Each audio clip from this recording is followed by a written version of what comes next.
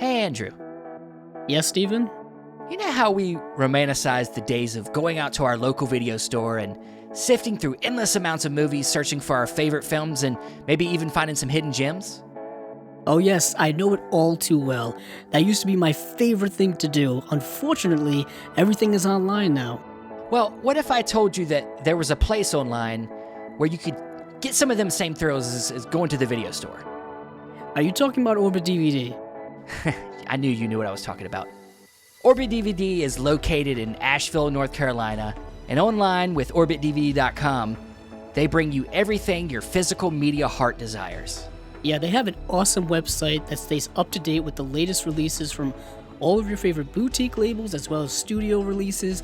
Not only do they carry American labels such as Criterion Collection, Severin Films, Vinegar Syndrome, and Warner Archive, but they get routine shipments on imports from companies such as 88 Films, Arrow Video, Imprint, and so much more. And with the option to sell or trade your used copies for cash or store credit, they really bring that video store vibe to you. So go to OrbitDVD.com and stock up on your Blu-rays. And tell them Chasing Labels sent you.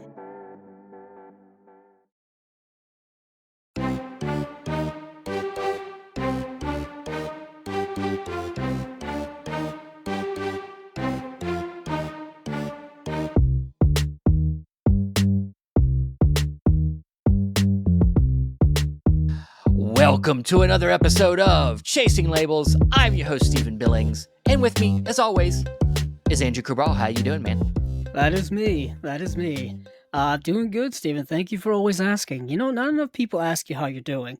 And it's always nice that well, when you don't leave the house and you're watching movies all day, how does anybody have a chance? Very true. You kind of have to keep yourself occupied, keep your mind occupied. Do you walk by the mirror, stop and go back and say, "How are you doing?" No. I don't get Travis Bickle with it. You don't get Travis Bickle. He's like, "You talking to me? Are you talking to me?" So you get angry at yourself? No, all the time. But that's for other reasons. Do you have guns that you point at it as well? Oh God, no, I do not. But we are back here once again for another episode of Chasing Labels. This is episode number 82. This is the second of 2023. Still getting used to saying 2023. Yeah. It's still in that 2022 mind. To be honest, my mind really hasn't left 2020, and I'm pretty sure that's the case for most people. I think, I don't know about you, but me, I'm still catching up on some films from 2022, so I'm still kind of in 2022, trying to watch a few of these films that are going to probably be, Academy Award nominated. A lot of these award season things. Yeah, it's that time of year where you're trying to play catch up with all the hot buzzy movies that are getting all the award recognition and people talking about it on the news and the internet and all that kind of stuff. But before we get into kind of our usual thing this week, we do have another guest coming in. And Stephen, who do we have? Well, this week we have a fellow, film enthusiast. She has her own, she's got a fantastic YouTube channel. You have to go check out everything she's doing over there. Has great analysis videos. Just has a very she's got a really good mind for picking films apart and being very thoughtful, and that's stuff that we care about here at Chasing Labels, of course. And she's been a great supporter of ours since we started, and that is Celeste de la Cabra. Also, that's the name of their channel. So Celeste de la Cabra joining us today. How you doing? Hello, I'm doing well. Hello. How are you all? Oh, fantastic. Doing good. Doing good. Just great to have you here finally. It's great to be here. Yeah. I'm very excited. Well, we hope so. We hope so. God, it's been a long time coming. Yeah. Go ahead. I'm sorry. I've been like a fan of this since almost since you started. I haven't missed an episode in 2 years or something ridiculous. So it's nice. I hope we haven't filled your head up with too much crap. I know. A lot. You've probably heard the same that's stories. Irrespective of this. Yeah, you probably have heard the same stories over and over again. Yeah, God. Maybe. How many times has Celeste heard us say the same opening where we're like, "Hey, welcome to Chasing Labels. How you doing?" Oh, it's like I was just here yesterday. The same. I feel like I was here just yesterday. Yeah. I mean, but time does move very fast. Yeah. Because, we're coming up on 2 years of kind of 2 calendar years of chasing labels. Yeah. Sometime this March, I think. I don't even know when our Yeah, first episode really it's was. next month. Next month, yeah. Okay. Yeah. See, Steven keeps Nice. track You got an way anniversary better than I coming do. up. Wow. Yeah. Well, that's very Yeah. special. Are you guys Yeah. gonna like go out to dinner or something? That would be I good. doubt it. If he comes down to North Carolina, sure. Sure, we'll get it done. We'll go if out to eat. Yeah, you guys should have a yeah, nice if they anniversary dinner. I invent think that would be good. Maybe we could do a live stream, eat, and talk movies Yeah, together. there you go. yeah. An at And we can home we'll bring some anniversary of our celebration. and bring some of you guys with us. Just all of us Well, sit around and eat. We're on the same I time zone, so that yeah, I don't think it's out like certain milestone episodes. I think we need to start thinking of like special things to do, like 100th episode, that's coming up. 150th episode. You know what I mean? That stuff's coming up relatively soon. It comes around sooner than you think. Funny enough, that 100th episode is probably right around the time the 2-year anniversary is. So Oh yeah, I didn't even it's think of that. close. But, It's Kind probably of a amazing how that lines up. little off, but it's probably close. well, that Yes. tells me you haven't missed too many weeks. If we're talking about 52 weeks in a year, so that's pretty good. Yeah. Well, I think we had yeah. maybe at the end of the year we missed 2 weeks, and then Mhm. I think there was maybe a couple times here and there that I think when we first started we did were every doing other every week other maybe. Yeah. Yeah. And then we realized that the information just comes much too fast, and there's too much of it to keep up with in 2 weeks. Yeah. Mhm. It would be, But- double the episode length. But let's stop. Let's stop this. Yeah, stop it, This Steven. is Stop about it. Celeste. Damn it. Celeste is our guest this week. I was just gonna pitch back. Yeah, You yeah. missed my pitch. I was just gonna say, well, we should probably concentrate on our guest Celeste and talk about her and all the things she does when it comes to YouTube and collecting and love of movies, the usual stuff. Yeah, of course. So Indeed. let's do let's this. hand it over back to her. Yeah. So please, Celeste, tell us first of all, just a little bit in general about yourself, maybe some of your background and what got you into loving film. Sure. Well, I think you have nailed a lot of it actually in your very gracious intro, which I very much appreciate. Um, but yeah, my name is Celeste La Cabra. I use they and she pronouns, and I've been on YouTube since March. And I like to make thoughtful, in-depth analysis videos on films, and I also like to discuss physical media, mostly as an excuse to talk about the films on the discs, but also because I do love collecting in and of itself, and I really do love and support the. It almost feels like a mission, almost, of film preservation and film access that I feel is becoming more and more tenuous with each passing day. So that's kind of maybe where my mentality comes from when why I lose all my money is because it feels like it's for a cause or something. But I do think it is a worthy one, and I do appreciate what people like yourself do in promoting these releases and keeping us all in the know about them. And I try to do something similar and hopefully bridge the gap between just people who watch films casually and people who are really hardcore into it, and hopefully kind of encourage those more casual viewers to uh, see film as more of an art form and something to analyze and appreciate on a deeper level, as opposed to thinking of it more so as just entertainment or escapism or content, which is a word I'm really growing to hate as of late. But yeah, that's kind of the mission statement of the channel. And yeah, I do hope that your lovely audience will give the channel a try. I think we do pretty fun stuff over there, and we'd love to have you. So yeah, I'm really excited to be here. Oh, well, we're excited to have you, and my one appearance on your channel, which was an interesting first attempt at a live stream, Mm-hmm. and it was my fun. very I had a good, first. yeah, it was your very first live stream, and it was great. I had a good time, and Celeste's channel.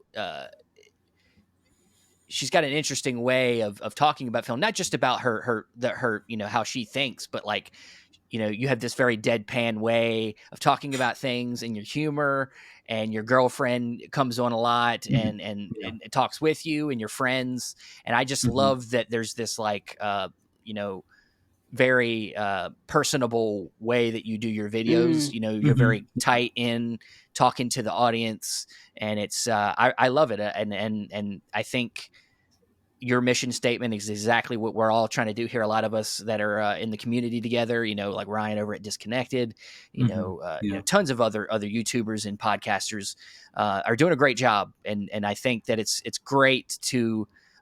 We're with you. We very much care about, you know, we love collecting. It's part of our life. It's what we do all the time. But we also really care about spotlighting the films. Like it's right. important for us to do that so that we're not getting lost too much in the collecting part of it. Like it's Hmm.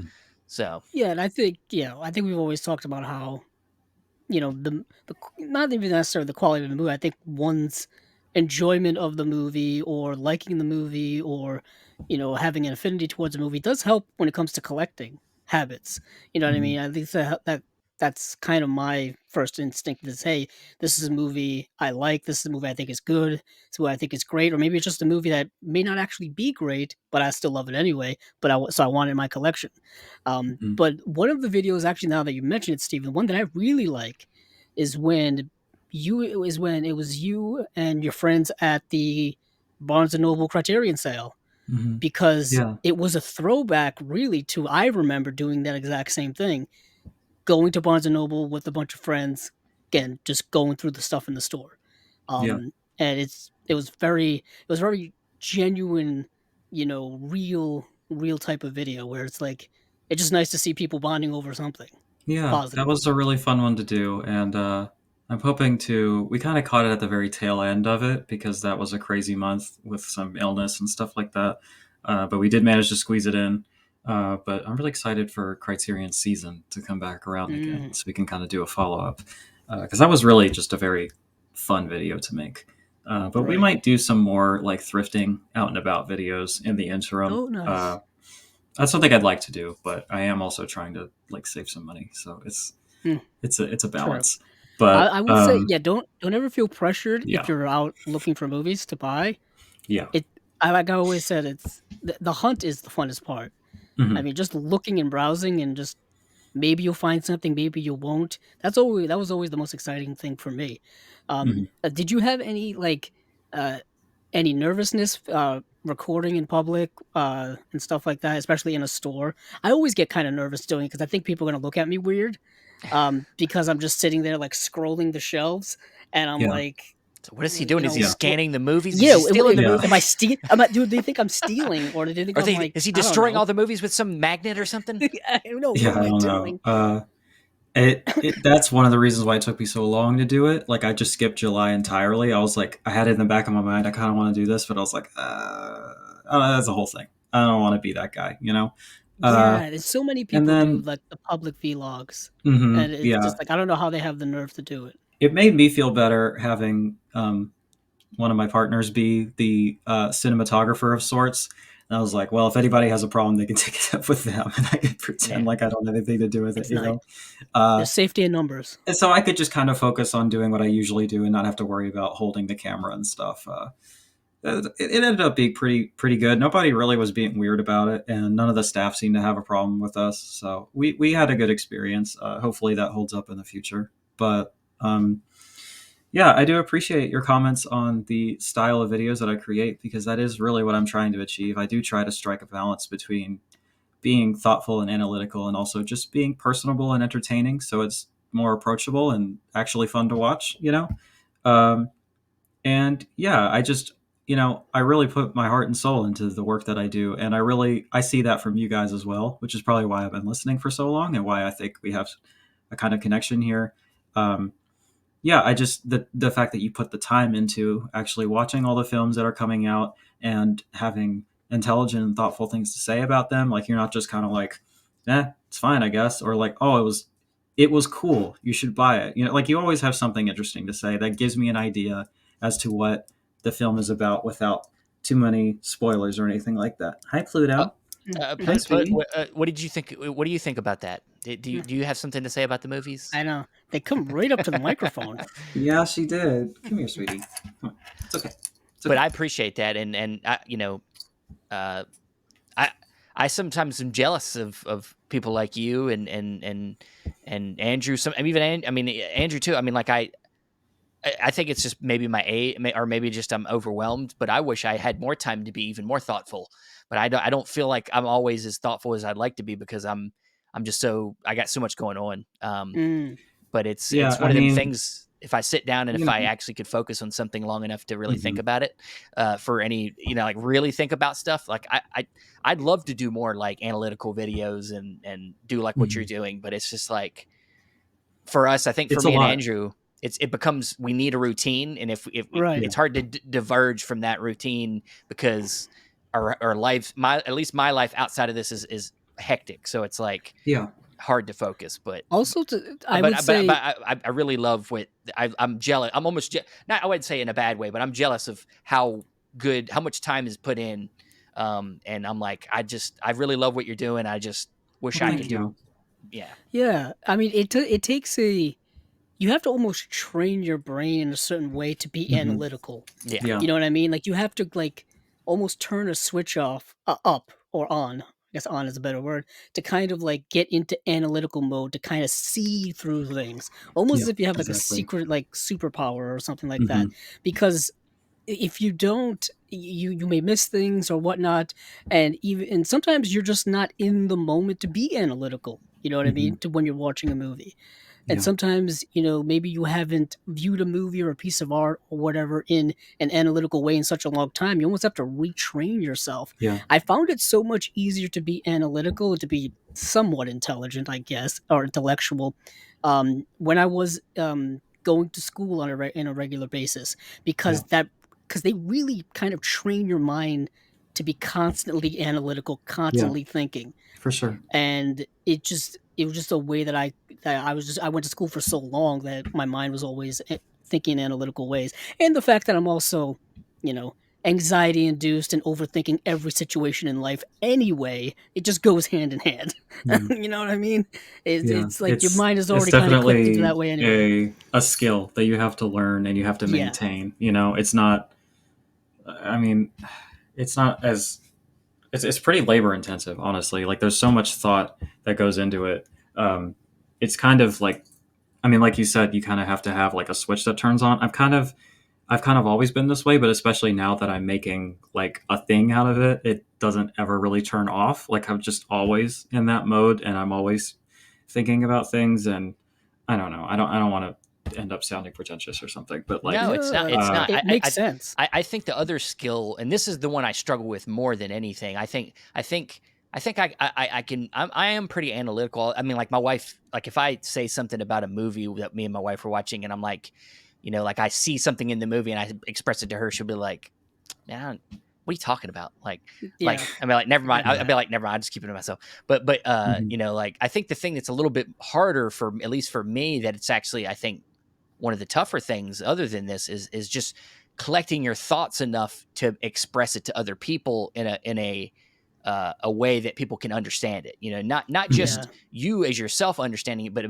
yeah, being able to gather your thoughts enough and express to that to other express it people. back to people in yeah, an articulate way is not Yeah. easy. That's yeah, what's I think a skill, another skill that's harder for That's the me. toughest part. Yeah, That's the toughest part is, like, you being able to ingest information and kind of compartmentalize it, analyze it for yourself, and make it make sense to you is oftentimes much easier than trying to make it explainable to other I people. have a hard time mhm, Especially explaining myself to people, like the things I'm yeah, feeling and the things I'm trying to say. Like I have a hard time getting it out always in like the best way. And yeah. that turns into babble a lot of times. That mm, articulation is certainly something that requires a lot of practice as well. Yeah, And yeah, just I think writing papers all the time in high school and in university is just kind of trained me for that, I think. yeah. yeah, Um, it does.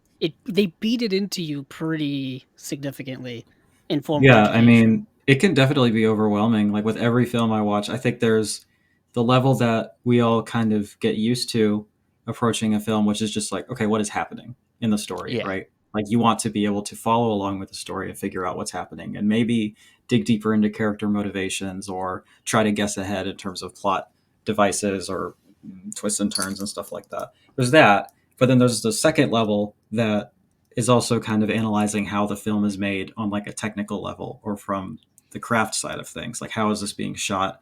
What decisions are the director and the actors making that are on purpose, right? Yeah.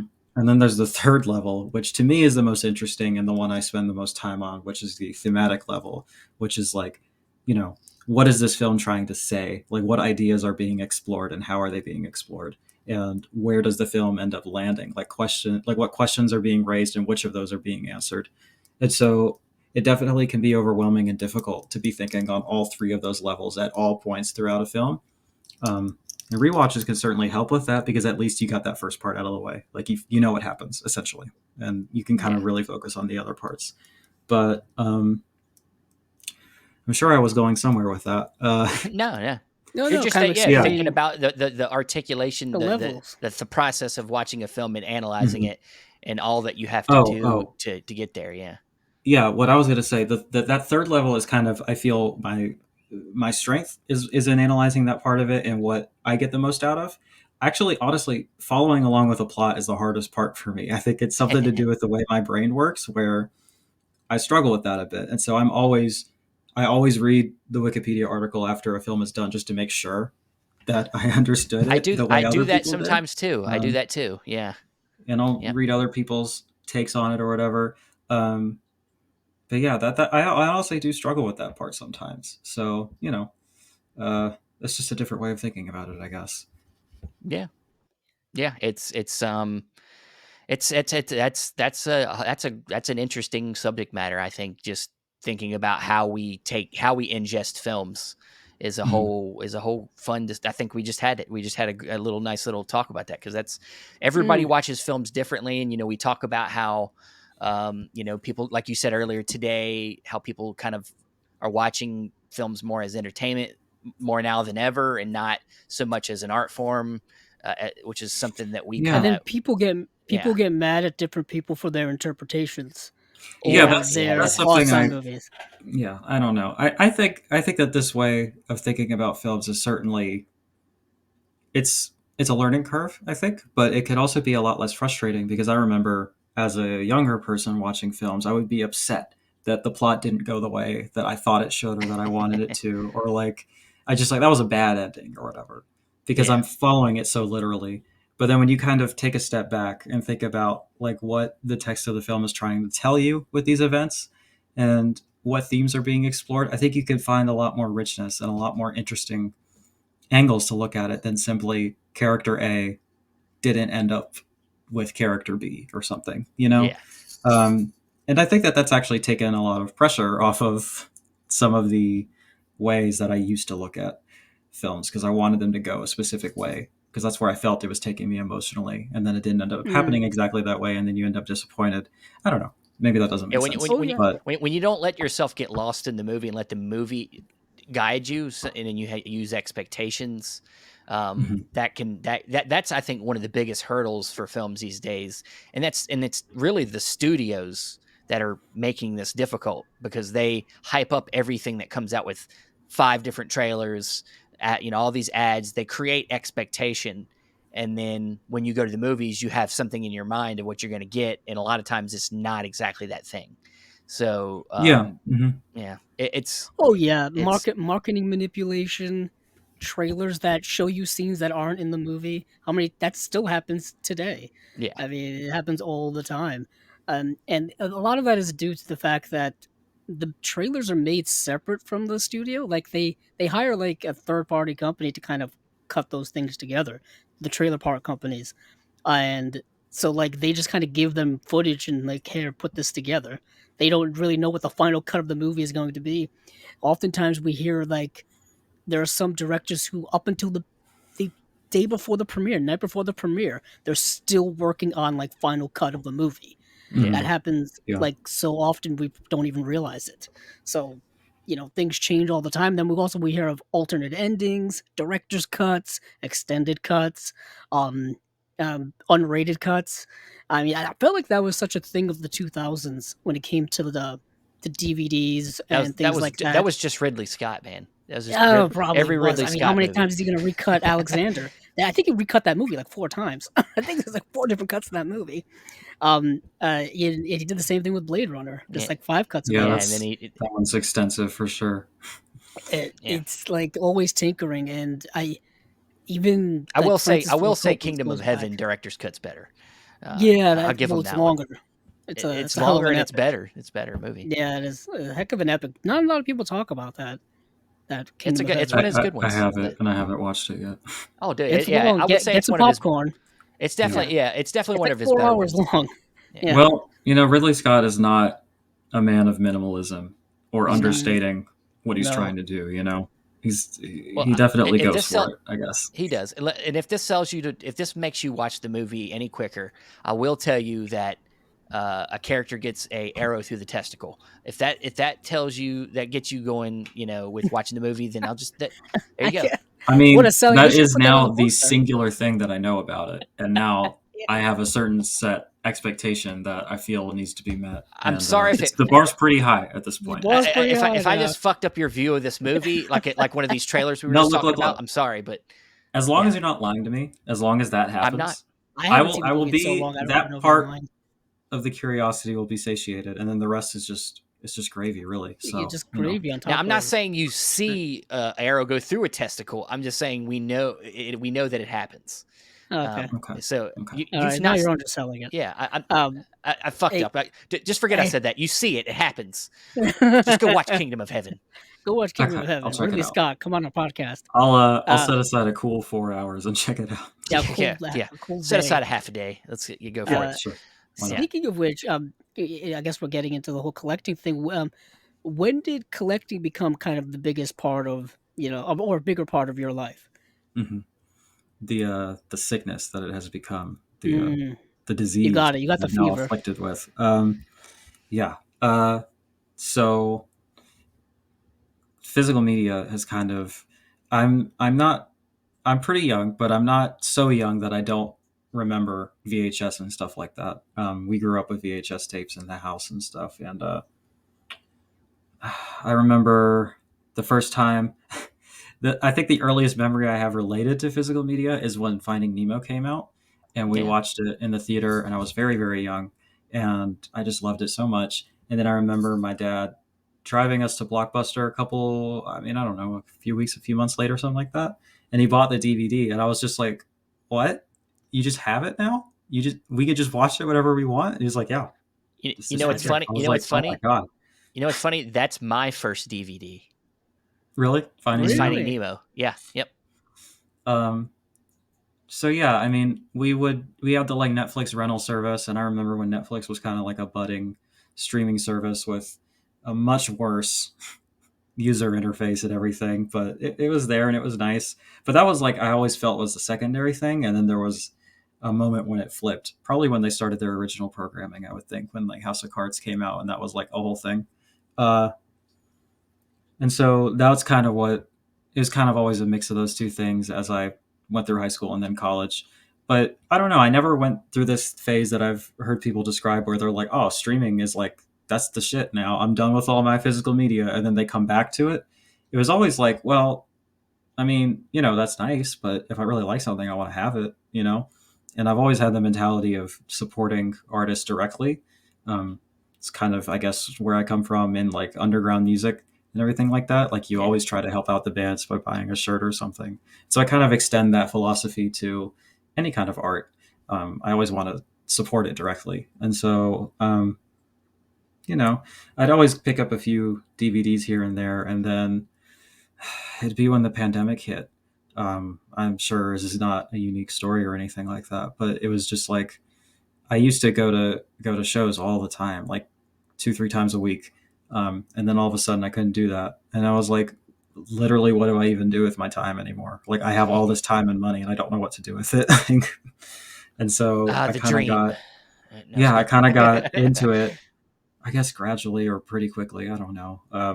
It caught on pretty quick. I'm not gonna lie to you. And then That's what it just happens. kind of went off from there, and I guess we're here now.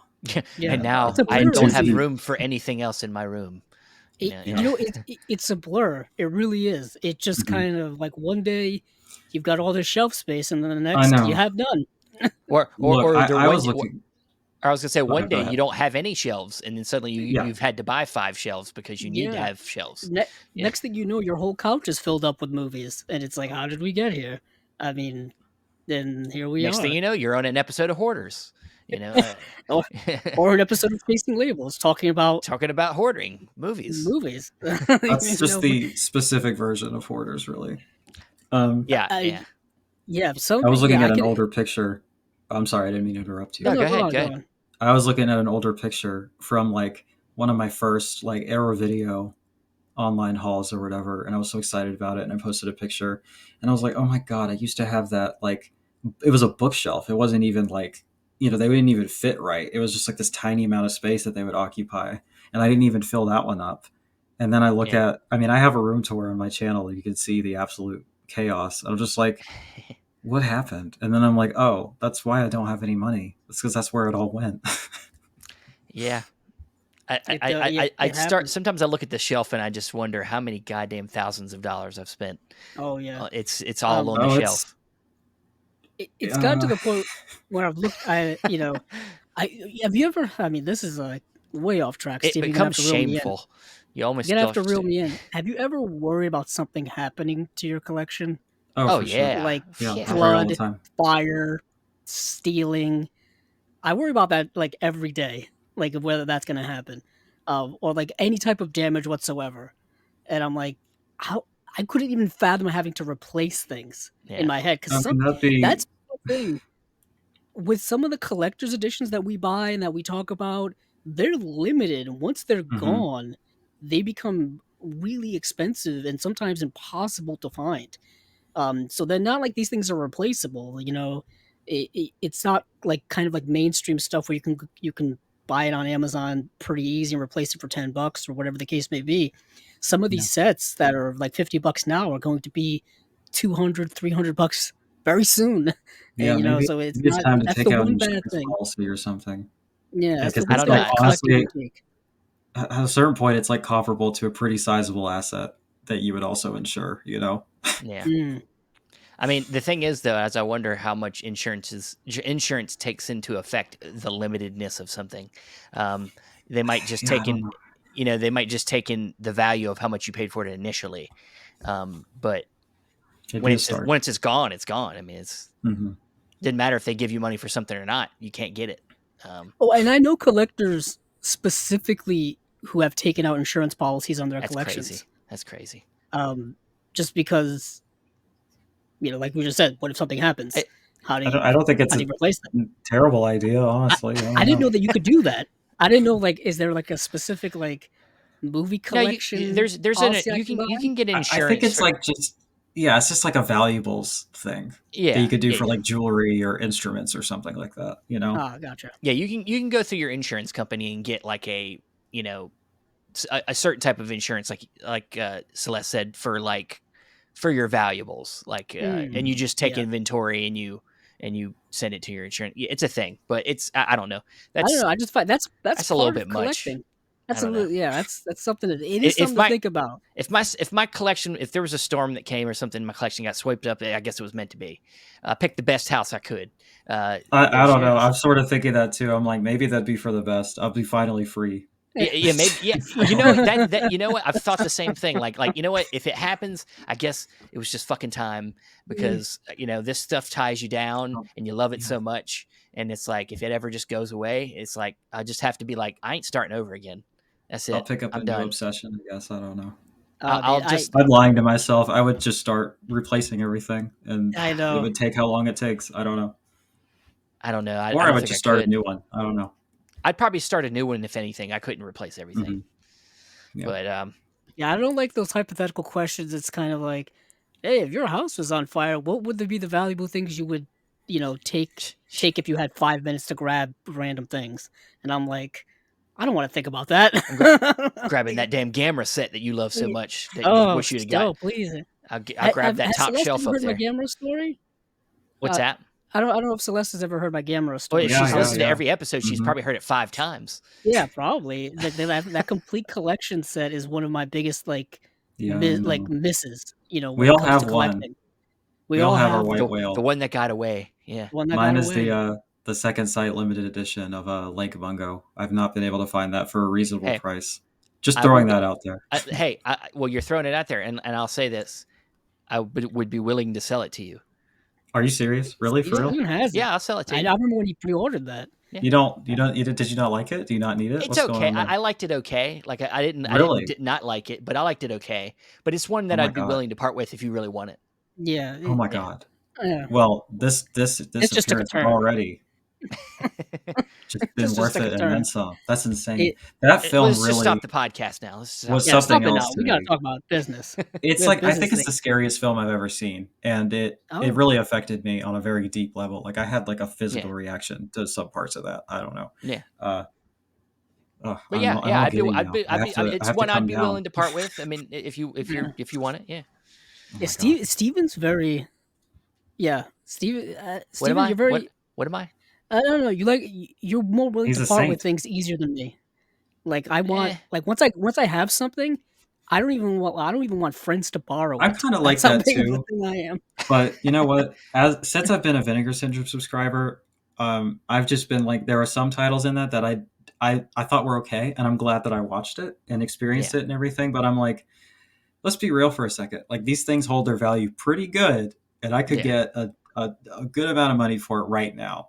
Let's be honest. Do I really need this? And I'm like, Exactly. no. Yeah. I'm getting better about parting with stuff, and Yeah. really, You have to eventually. yeah, I think I am too. Like I'm starting to, like I'm pulling out DVDs. I'm keeping some, but like for the most part, I'm getting rid of a lot of DVDs that I just haven't gotten around to replacing, or maybe I don't hold the movies that high anymore. I'm just like I'm gonna donate them to the library, yeah. and you know, some of these I'm thinking about looking through the Blu-rays, but for now I probably just part with the DVDs, part with some of the TV show collections I Mhm. have that I'm like, Mm, I really don't need to have this big humongous set of like Laverne and Shirley. Like I really don't have Uh-huh. to have that.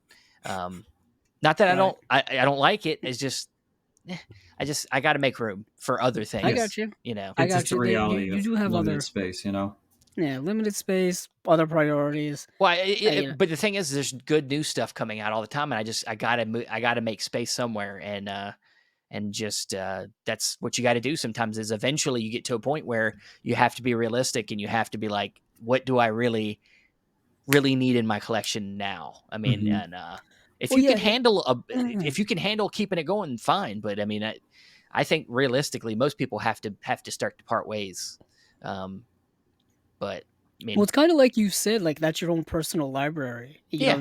Yeah. that's your own personal, curation of films that you want in your collection. That Eh, that's in your library Yeah, essentially and if I don't sell it for to you. somebody, for instance, if I go into some of my like Blu-ray stuff here that I value at the highest, like if and say I want to get rid of something, if I don't sell it to somebody, I could just donate it to the library, and then it would be there if I really wanted to go rent it or something. Or, it'd still be there. It'd be nearby, but it would just not be in True. my house anymore.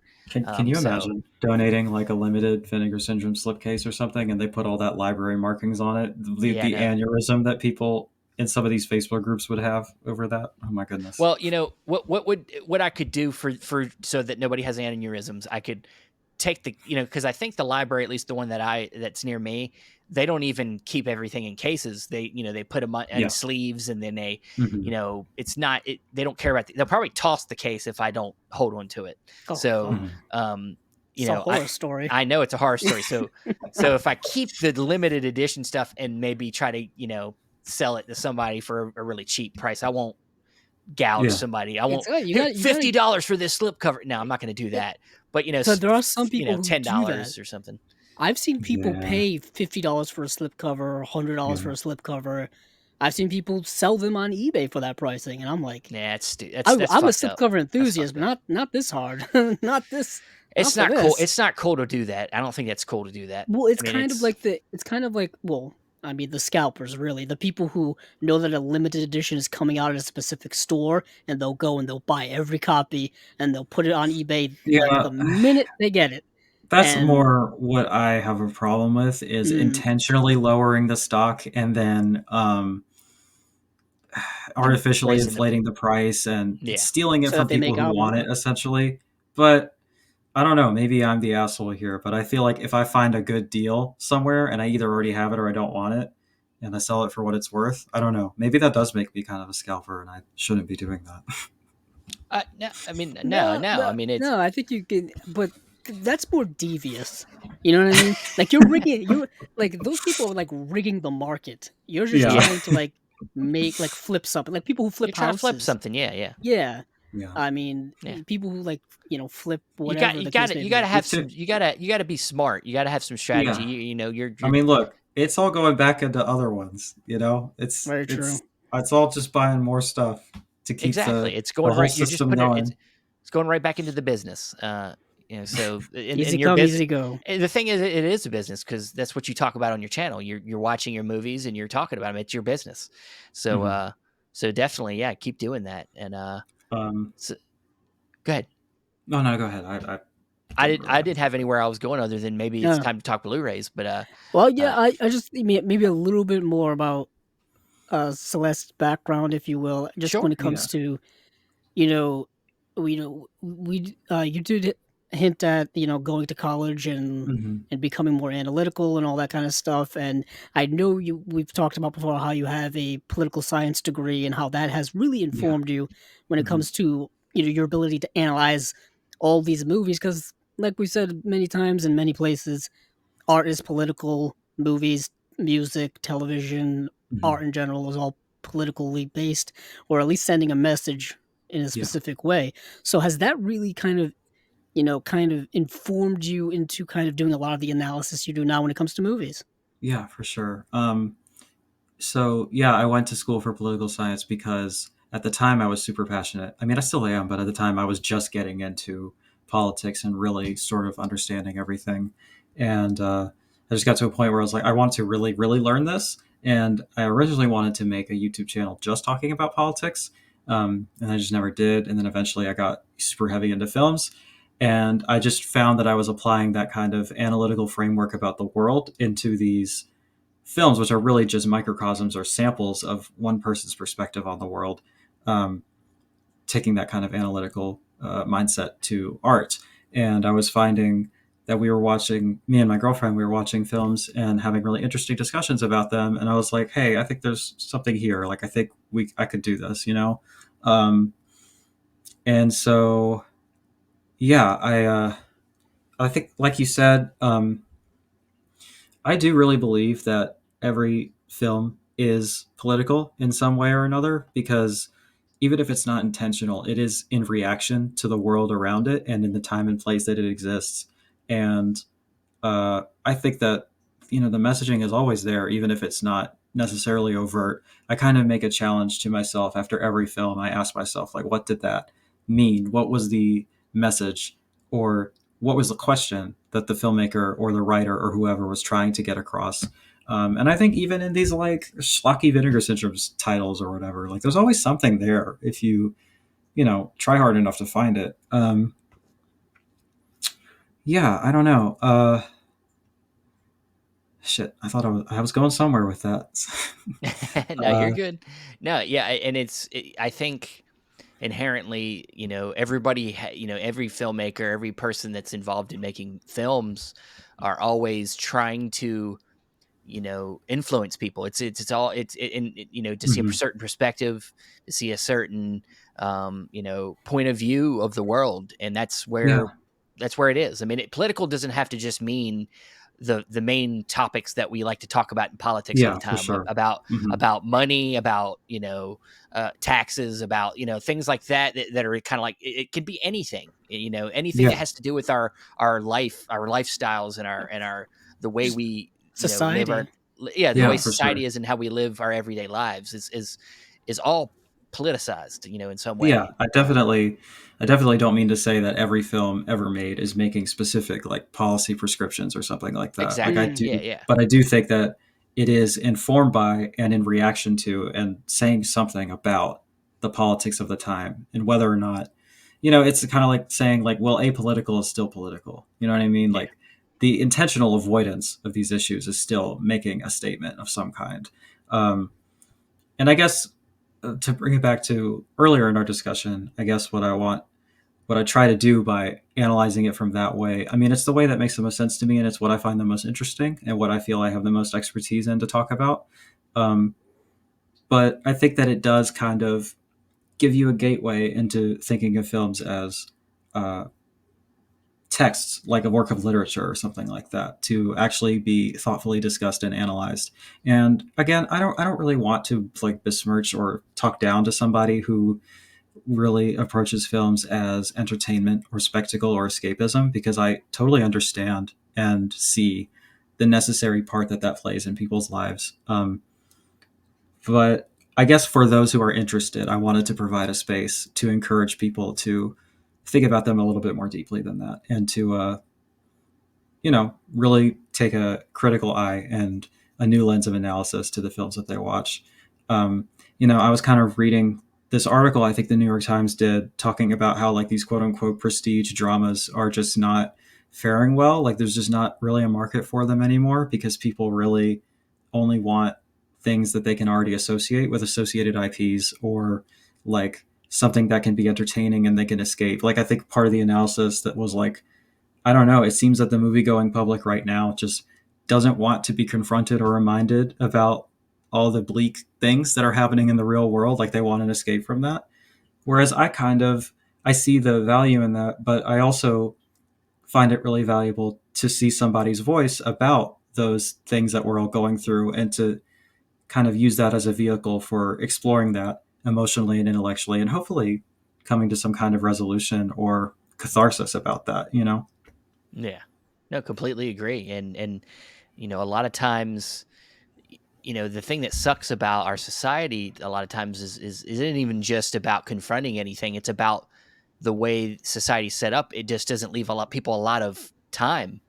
Yeah, for sure. We Yeah. have our jobs, and we have our kids, and our just our situations that keep us from wanting to do any more than what we have to do. We want to come home, and we want to just relax, and we want to turn our minds off. And that's how some people are. They don't they go through they have a hard day, and they don't want to try that hard watching a movie. Yeah. They I don't want to mean, they don't want to exercise their brains like that. yeah, So I totally also do recognize that what I'm describing and what I'm doing inherently comes from a place of privilege, where, like, to do this comes from a source of education or the time and the mental energy to actually devote to this. I am fully cognizant and understand that for a oh lot yeah. of people, that's just not a priority. And I totally understand that. You know what I mean? It's like, Yeah, I we get it. agree. Like, We I agree. don't, and I mean, you were talking earlier about how you wish you had more time to get into the depths of things that I do. And it's like, well, you guys are covering like 50 films every week or something like that. And also, like, I have like two partners and three cats and a job. Like, I have Hmm. emotional obligations and time and stuff, but I don't have any kids, and you do. And that, I think, is the biggest one that ends up occupying Yeah. people's intellectual and emotional time and space. So I Yeah, totally life. understand that. Yeah, life is kind of hard enough to get through on a It day-to-day really is. basis without adding more things to it. It's For a lot. Yeah. What the hell was everybody, I thinking? What yeah, was I thinking? everybody, yeah, everybody's life is different, and life is kind of, relative depending on your situation. But it's kind of a bit of a win every day in life just to make it to the next day, Yeah. Hmm. especially now. I Hmm. think a lot of people Yeah. need to realize that that's big enough of an accomplishment, um, just to get through I life in want to I general. want to co-sign that for sure, because I think people are really, I think this kind of hustle culture, or this kind of bootstraps kind of capitalist ethos that we've all been raised into, is kind of ties Oh, it's your a lie. worth to productivity. And I Yeah. really Yeah. think that it's time, it's really valuable to encourage people to kind of separate those two things, and Mhm. understand that as long as you're making it, that is an accomplishment in and of itself, even if you didn't do anything, or if you didn't, I don't know, you didn't work hard Yeah. enough, or you didn't We pursue have to this stop. creative thing on top of Yeah. that. It's just so We much have to stop expectation placed on assigning. people. We have to stop assigning value to certain things in life, whether it be whether you worked a 40-hour week or not.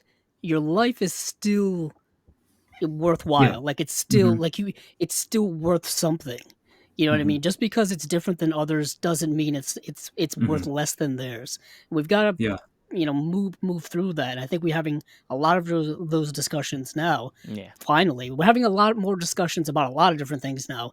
Yeah, Whether it's any good. It's good. progression happens is remains to be seen. Yeah, I I will. also. Yeah. Oh no, go ahead. Well, all I was gonna say was and this is no reflection on anybody else, but for me, part of and this wasn't the only reason I did this, but when I decided to marry my wife and have kids and things like that, one of the things that came into my mind was because I've lived my life through movies basically my whole life. I look at Hmm. you could almost say my maybe my vision of life was distorted through film, and that's not healthy necessarily. Hmm. And so I looked at the things coming to me in my life as a way to expand my knowledge of what I Yeah. watch in films, because now I'm Mm, actually living some of the things that I watch in movies and actually yeah, am able to it becomes more actually relatable. have firsthand Yeah. experience about Hmm. some of them things that I watch. So I think that even though I struggle watching movies now, I really value the life experience I get now, putting it on myself, even though I jokingly complain about it. Mm. Uh, And you can see, it's uh, valuable. you can also see how a lot of movies kind of get those things right, and maybe don't get those things right. In Exactly. terms of Yeah. like, like, oh, that's not really like that, or it is like that, or whatever the case may be. Granted, everything is, like I said, relative. I mean, like every time you see, even like a sports movie, if you're a big sports fan and you watch a movie and you're like, yeah, that's absurd. That can never happen, or that's not the way it goes. Or you could say, yeah, that is actually the way it is, or yeah, oh no, it's not. So I can understand maybe life experiences kind of gives us knowledge, and knowledge gives us Hmm. relatability to more things, Yeah. and never stop learning, people. Basically, that's what Yeah, I'm for saying. real. Don't I cut think. yourself off from learning. Yeah, I think our relationship to the films that we watch, even the first time watches and the rewatches, are always expanding and adjusting according to our own increased life experiences. Um, Most definitely. and I guess the one thing I want to make sure I say too before we move on to Blu-ray talk and everything is that, again, where I'm kind of this thing that I'm describing, I also understand that I've been very open about my struggles with mental illness and the various ways that that affects me and my capacity for productivity and everything like that. But I understand that for me, doing this, like watching films and analyzing them and writing all that down and articulating my thoughts on it, that is a therapeutic thing for me. That helps me a lot. Whereas I could understand that for someone else, that could be something that's really hard and is really detrimental. And I don't want anybody to feel as though just because they're watching something and taking an entertainment angle to it or not, sitting down and thinking about the themes of it or whatever. I don't want people to feel like that they're failing in their film appreciation because of that either. You know what I mean? No. Again, Yeah. I want to make Yeah, sure that that. makes perfect sense. I've said that. I think I've said this many times there on the podcast. I think cinema, specifically films and movies and all that stuff, can be an endless amounts of things for many Mhm. different people. It Yeah. can be so much. That's kind of why I love it, because there's endless possibilities with it. Mhm. Um, but before we start, getting back to our philosophy classes, I think we should move on to talking about some movie releases. Well, Yeah. yeah, and just before that, of course, I do want to. There was one thing I wanted to bring up is Okay. Celeste Sure. did a guest on another channel recently.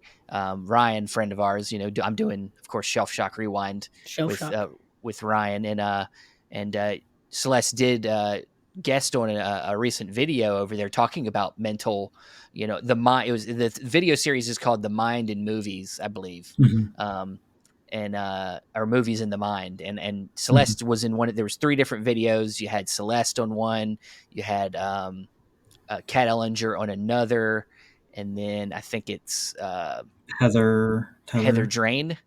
Yeah, I that's think it. that's Heather Train. yeah, Mhm. yeah, Heather Drain on the other, and they're all different, talking about different aspects of how the mind, when it comes to collecting, or different thing. I believe Kat Ellinger, they talked a lot about their relationship with ADHD and things like that, and then Neurodiversity. Yeah. neurodiversity, how people's minds work differently. Mm. And I think they're really, really great conversations and are worth checking out. They're all on the Disconnected channel. They're all I think really important things to look into. So Of course. yeah, We're I'd big, say yeah, I'd recommend that. yeah, and Well, you know, thank you. Yeah. I brought it up here many times when it comes to mental health. It's We're way more open to talking about that now than we were 5, 10, 15, 20 years ago. And Hmm. it's still progressive, you know what I mean? Everything is still progressing, hopefully in positive ways, you Yeah, know, and people have avenues now to express that, whether it Yeah. be, you know, with social media, whether it be with friends, whether it be with strangers, you know, therapy. I mean, there's still a lot of, you know, hiccups and things when it comes to a lot of those things, but at least the floodgates have opened up a little bit and it's not like the way it was 30, 40 years ago where people would kind of bottle this up inside and kind of implode in themselves. Even though that does still happen, but you know, for you know, movies have kind of been, I think, an open avenue discussing a lot of those things, as I'm sure you guys discussed in all of those videos and whatnot. Um, yeah. but yeah, Celeste's particular video was about like the catharsis mm, of oh seeing yeah, certain types of drama in film, Yeah. and how that can be, though some people might react in negative ways, it can also be a positive thing, oh yeah. You ever depending have it? on how you look at it. I yeah. Have you ever cried while watching a movie? It's kind of a catharsis Oh, do thing you to do. mean like how often do you mean? Um, all of that, yeah. I mean, very often for me. Yeah. It I mean, happens. it It depends on happens the a lot. it's a whole Yeah. thing. It depends on the film. It depends on my mental state. Mm, Actually, antidepressants kind of make it harder to cry, which is one thing I don't like about them. But mm. Yeah, yeah, there's that. But yeah, thank you for highlighting that yeah. conversation. That's one I'm really proud of, and I think it turned out really well. And um, yeah, I just hope people check it out because I hope it's helpful for people. But it's also just It was something I'm really proud of. there So. honestly in I can't remember which conversation it was, but there was one thing Ryan said in one of them that related really hard to me, about himself, that I didn't realize. Um, but you know, this he said once that he had this sense of like, um, needing to be alone. Hmm. Sometimes, Yeah. like he's like, I need time to where I'm just alone by myself, and I was like, I have that same feeling all the time. Yeah. I spent so much time alone in my especially in my 20s. I was very much an isolated person. I didn't, you know, I had friends, but you know, I wasn't. I was never a ladies' man. I never had a lot of Mm, relationships. I never was with a lot of relationships through my life. I've only been with maybe a few different women, and like, you know, like I was alone a lot. So, um, now that you know, as I joke, I'm never alone now. It's kind of it's kind of a difficult thing because I got so used to being alone with my thoughts right. and Hmm. being able to entertain myself, and I was okay with that, you know, and that became something I was okay with. But now it's like gone, and it's like sometimes a struggle that I have a hard time with. Um, Yeah. and it's something I related to hard. So Yeah, I mean, with that in particular, there's definitely extremes that we can go to on either end of that. But I think that there are people who are just kind of wired that way. And I would consider myself one of them where we need an amount of time to process our feelings and our thoughts and just the world around us yeah, alone and just have that time. It's kind of hard to articulate, I guess, to people who aren't like that. But Right. yeah. it's not like I Yeah. want to be alone all the It, time. But there are definitely yeah. It's pockets very of time tough. where I'm just like I need some space and I need some time to myself. You know what I mean? So Yeah. It's very yeah, I hard. don't. The more people that I've met who are dealing with some type of mental illness, where regardless of what it is, it's tough for it's tough for them, it's tough for us to explain our mental illness issues to other people and to make it seem, you know, like to make them understand. It's really tough because it's something that's uniquely our own, and we can't Hmm. really express it fully to other people because they're not living in our skin, living in our minds, living in our moments. And, Hmm. you know, it's really tough to kind of express all of those things. And, I'm an introvert at heart, hence why, I don't talk to very many people other than Steven, and why I talk so much on the podcast because I don't talk to most other people about these things in the normal everyday life. A lot of the thing, and you're talking about kind of like the whole wanting to be alone with yourself, with your thoughts. Hence why I watch all of my movies past midnight. No one bothers you then, and no one there's like I said, I always tell people this. There's something very unique being completely alone and in the dark at 3 a.m. watching a movie by yourself. I did it Um, last night when I was watching Moon Age Dream, um, the David Bowie documentary, David which Bowie we'll one, talk yeah. about probably later on here. Mhm. And it's a unique experience being alone with yourself. Some people can't Yeah, be alone with themselves, and that's another form of I kind of mental yeah, for illness. sure. I kind of meet in the middle on those things because I live with my girlfriend, and we probably watch a film together every night, and I really value that experience and kind of having someone to bounce off my interpretations and our ideas about the film and everything.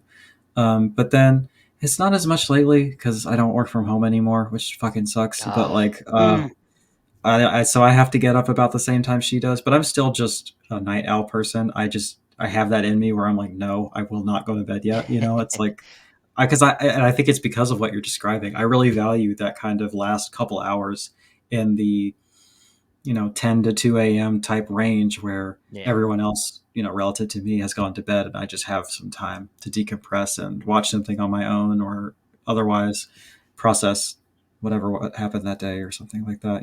So it's usually like my ideal is to have two films, one with her and one by myself. mm, Yeah. Yeah. nice, nice. That's Speaking great. of films, That's great. Let's Yeah, do it. Let's let's transition do to. it. Thanks, Celeste, for sharing all that with us. Of Yeah, course, I've, in the I've middle here, held you I'll guys for an hour. I mm. almost feel bad, but yeah, we no. can we This can is we can about the move time along. I'd say most guests we try to Yeah, yeah. keep it Most about an most hour. Yeah. interviews go for about this time. Yeah, yeah. But I would just want to say in the middle here, you just everybody, please go over to Celeste's channel, subscribe, check out some of her stuff. Please, I'm telling you, you're not going to regret it. She's really Mm, good at just find something on there that maybe you like. She doesn't just look at Criterion movies. She's looked at Mhm. some more recent films. One of the ones that gets brought up a lot, I hear, is the Barbarian analysis. Yeah, I'm Is really one proud of of a that recent one. film. I did get to watch your analysis on the menu as Oh, good. well, That's the which is most recent one I did. If you don't There you mind go. me most recent asking, what one. did you think? Fascinating insight into kind of the murkiness of that movie. Hmm. For the I don't want to spoil it for for anyone who's interested in still seeing it at this point. But it's a movie that surprised me in its pursuit of being more than kind of like a surface level type film, Hmm. but it's also kind of its message isn't quite clear, and you kind of Hmm. portray why it's not quite clear, specifically Yeah. its political message. Yeah. And part of me is makes that movie a little more fascinating because of its like unclear message. It almost makes it Yeah. up to us that it's playing with us as audience members, which is Hmm. kind of like an old Yeah. Hitchcockian thing. Yeah.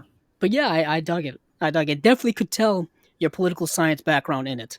You Well, started thank bringing you. out the political jargon, and I was like, yeah, this person knows politics. But that's But great. That's great. yeah, so let's get into kind of some movie announcements from this past week or Blu-ray announcements from this past week. Not much really going on. I don't know if it was second week of January blues or whatever was going on. We do get one slate from Indicator, which we will get into, but there's a lot of other kind of random tidbits here and there, so we'll kind of get into a Hmm. couple of them. First, I want to start out that the company that we've talked a little bit about, not much, Curzon, I think that's how you pronounce, is putting out a box set of Kozlowski's three color trilogy in 4K, and I think that's already getting a 4K release from the Criterion Collection Yep. already, but Hmm. they're also putting out a 4K UHD edition of The Double Life of Veronique, which is very much a Hmm. companion piece film to the Three Colors trilogy. As some would call it, some type of Three Colors yellow or Three Colors green, whatever I don't know. whatever It's That's color kind you of want to put the the on it. same visuals are director. kind of brown and yellow, so I'd say Yeah, yellow. yeah, I say it's more yellow. I don't know. I'm just making things up. Come on, That's it's what I do. What are you doing? That's what I do. I make yeah, but shit up. that's the kind of the moniker I give it because thematically it feels connected to those movies. Mm. I've had the Blu-ray for a while, and it just I think I did a whole Kieslowski like in one go. I was like, I'm watching Three Colors. I'll watch I'll watch Double Life of Veronique as well. Um, and yeah, so Curzon's putting that out, and we've got a couple of other things. Um, from Well, Celeste, Ro- have you seen the Three Colors yeah, trilogy? have you seen the Three Colors? No, unfortunately, Okay. I've actually not seen any of his films. That's definitely one. Uh, Yeah, yeah, there's certain things. I mean, things yeah. slip through the cracks, and it is what it is. I, But I it, definitely am looking forward to it. it's a good one. It's a good one. They're visually stunning films, and of Mhm. course, the Decalogue is another one that's a Yeah, that's a must. beast. That's a beast. Yeah, Yeah, you know what? I've had that box set for since it came out, and I haven't watched it yet. It's one of those It's probably gonna intimidating. yeah, because it's an anthology television series that he did in Poland yeah. back in the early '80s, I think. And so it's not like it's a movie. It's like a 10-part like It's each like Yeah, I a think it is a series miniseries. Yeah. basically. Yeah, yeah, and like I think each one is based off of one of a deadly the Ten sin. Commandments. And I believe it's the deadly sins or something. I think you're thinking of Maybe. seven. I think it's the Ten Commandments, Maybe hence it because was there's the 10 Ten chapters. Commandments. Yeah, yeah, Yeah, that's probably uh, right. But but there's also an Arrow set I have that's got I think four of his films. It's like Blind They did Chance. Decalogue too, for I would say sure. Blind Chance has another Criterion Yeah, and they do release. have a UK version of the Decalogue. Hmm. But there's Rip, it's Rip like four Arrow Academy. films. Yeah, it's a Cinema of Conflict is what the name of the set is. I see it from Hmm. here. Um, Nice. but yeah, great filmmaker, Polish filmmaker. Yeah, I Um, was saying if you're getting into Kieslowski, maybe Three Colors isn't quite the place to start. It's actually yeah, his last three films, coincidentally, yeah. Hmm. but it's kind of like his magnum opus. Even like Blind Chance is a good place to start, I Yeah, think. yeah, that wouldn't be Hmm. bad. Yeah. Yeah, I kind of like Blind Chance. For those of you who don't know, Blind Chance is dealing with kind of like the concept of like fate and how every decision in our life, if we make a different decision, we go down a different path, and Butterfly everything kind of effect. like pivots off of one specific moment. you know you know and another it deals with that whole philosophy of that, like if you went if you went right instead of going left, how would your life turn out, or the opposite, or whatever. If I'd never met Steven, what would I be doing right now? I don't know. Probably You'd be doing the show with Celeste. It would be Maybe. possibly, possibly. Maybe. maybe. Who Who knows? really knows? In a different world. I'd be the Um, guest today. yeah, be our guest. I was thinking about that Oh earlier. Don't ask me God. why. I was singing in the shower. Good old you were singing Be Our Guest in the shower today? Wow. I guess I was. Stephen, I do That was a weird little bit things too when I'm much working. information, but okay. Oh, okay. Yeah. I've already thought about my shower thoughts. How I kind of do this whole show in my head while just going about my day.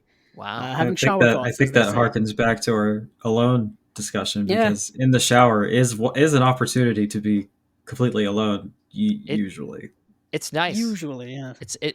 My showers used to be like a little longer, and now they're like 5 panic minutes. attacks. I jump in and I'm like, it's a whole event. yeah, I It's it's a gotta whole quick. thing. gotta get ready. Gotta Yeah. get ready. Speaking of getting ready, Ronin Flicks is getting a double feature ready of two Jet Li films, The Legend of Fang Se Yuk 1 and 2. Now, these movies have like several different names to them.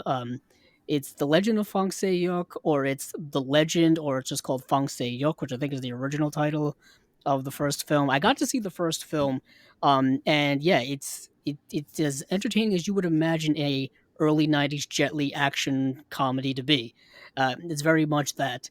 He is plays this kind of Chinese folk hero, Feng Se-yuk, and the movie's kind of based around. I think there's this rebel group that's rebelling against um, the Manchurian. I think it's not Manchurian, but the Qing dynasty Hmm. and the Manchu dynasty. That's what it is. They don't like the emperor, so they have this like secret society, and the movie's about someone trying to find this list of all the members of the secret society who works for the government at the time, and somehow, some way. Jet Li's character gets kind of caught up in that, and there's a lot of awesome action sequences, some funny moments, some over the top comedy. Really I really enjoy the heck out of it. It's a movie that's like first half of it is super funny and like over the top and like slapsticky. Then the second half is super melodramatic and there's like character deaths and Hmm. things happening. So it's a swing of emotions, but I dug You it. I I have a know a lot hard of time. people were excited about it. I mean, I've seen some Jet Li, but I have a hard time seeing him being funny. Jet He Li is he's not really kind of a character in this. He really. very much is. Yeah, I understand what you're saying about that. The comedy is a bit of an acquired taste. Yeah. I think this was around the same time. Was he in those Once Upon a Time in China Once upon films a that time in Hmm. China. Criterion put Yeah. out? He was in the first three, I think. So it's in that time frame that Yeah. he was. So think of like those movies, Okay. and that's kind of the Jet Li that we're talking about here. Okay. Still kicking ass, like he likes Taking to do. names. Taking names. Celeste, are you a Jet Li fan? Any Jet Li that you're into? So I'm fairly new to the whole martial arts thing. It's not something I Yeah. grew up with or anything like that. It's actually something that I kind of got into through Vinegar Syndrome this year because they put out a good number of them, and I was like, "Damn, this shit rules!" So I kind of Yeah. got into it, and It does. now it's like a whole new world to explore. So You I'm got to catch excited up. You got about to catch that. up with me. I got all this Yeah, I Jackie know, Chan, I know. 88 films. You got to get in Eureka. But Well, yeah, this Burning Paradise just came out, and I bet did you That watch that shit one already? slaps. It's so fucking good. It's Is it good? I haven't amazing. watched it. I haven't watched it yet. Yeah. Oh my god. I, I was gonna say there's definitely certain. Well, I grew up like, with the Bruce Lee films. You know what I mean? Like, Hmm. Enter the Dragon and stuff like that. And like Yeah. those, I think, are the baseline for a lot of people getting into martial arts cinema. Well, Uh, Celeste, have you got the Shaw Brothers sets? No, I don't yet, but I did. I rented one of the discs from it, Okay. and I watched both of those films. I watched the Five Deadly Venoms, I think, and Oh then yeah, yeah. the Crippled Avengers. That's The first good. one I thought I was a the little all cripple over the place, but the mm, Crippled Avengers, Jesus Christ, that was so is good. great. You know, Yeah. Yeah. um, yeah, yeah, I really like what Andrew's kind of describing there. I feel like a lot of this Hong Kong stuff just kind of effortlessly blends genres, and it's not like a thing where it is here. Yeah. They're just kind of like, yeah, we're doing like for Burning Paradise, it's like we're doing gothic horror, we're doing martial arts, we're doing a prison film. It's all Yeah. those, it's Well, it's a It's fun. mishmash. It what and I think a the lot of what plots it don't is. matter. You Yeah, know. yeah. I was gonna say a lot of what it is. I think too is there's a certain sense, especially in American cinema. I think where we associate certain visual styles with certain genres, and I think with a lot of Hong Kong films, a lot of international, they're not necessarily always trying to overly stylize something so that it invokes some sense of Mhm. like that's horror, or that's sometimes they do, like sometimes in horror they like to play up the reds a lot, in like a lot of Japanese films, but like sometimes in like the martial arts films it could be like some sci-fi angles or some horror angles, but they don't really change the visual style. It's Mm, very much the same visual style. They don't overdo it. They don't overly stylize it. And I think it makes it blend together a lot more seamlessly because they're not Mhm. suddenly changing the visual palette. um, so I think that's why I think when they blend genres like that, I think it blends better because they're not like making it more obvious with suddenly changing the cinematography. Mhm. That's just one perspective I had on it. But yeah, that Crippled Avengers film, I really enjoyed that. That and then getting into the second set, yeah, they have a 36 Chamber or Enter the 36 Chamber is a big well one. Yeah, known. It's a yeah, big one. I mean, I think the Wu-Tang Clan kind of Wu based their Tang whole Clan. Yep, thing on. it's one of the best records ever. Enter the 36 Chambers. yeah. Yeah, they kind of based a lot of their stuff around the martial arts movies. You know what I mean? Oh yeah, There's well martial he arts samples in like every single song.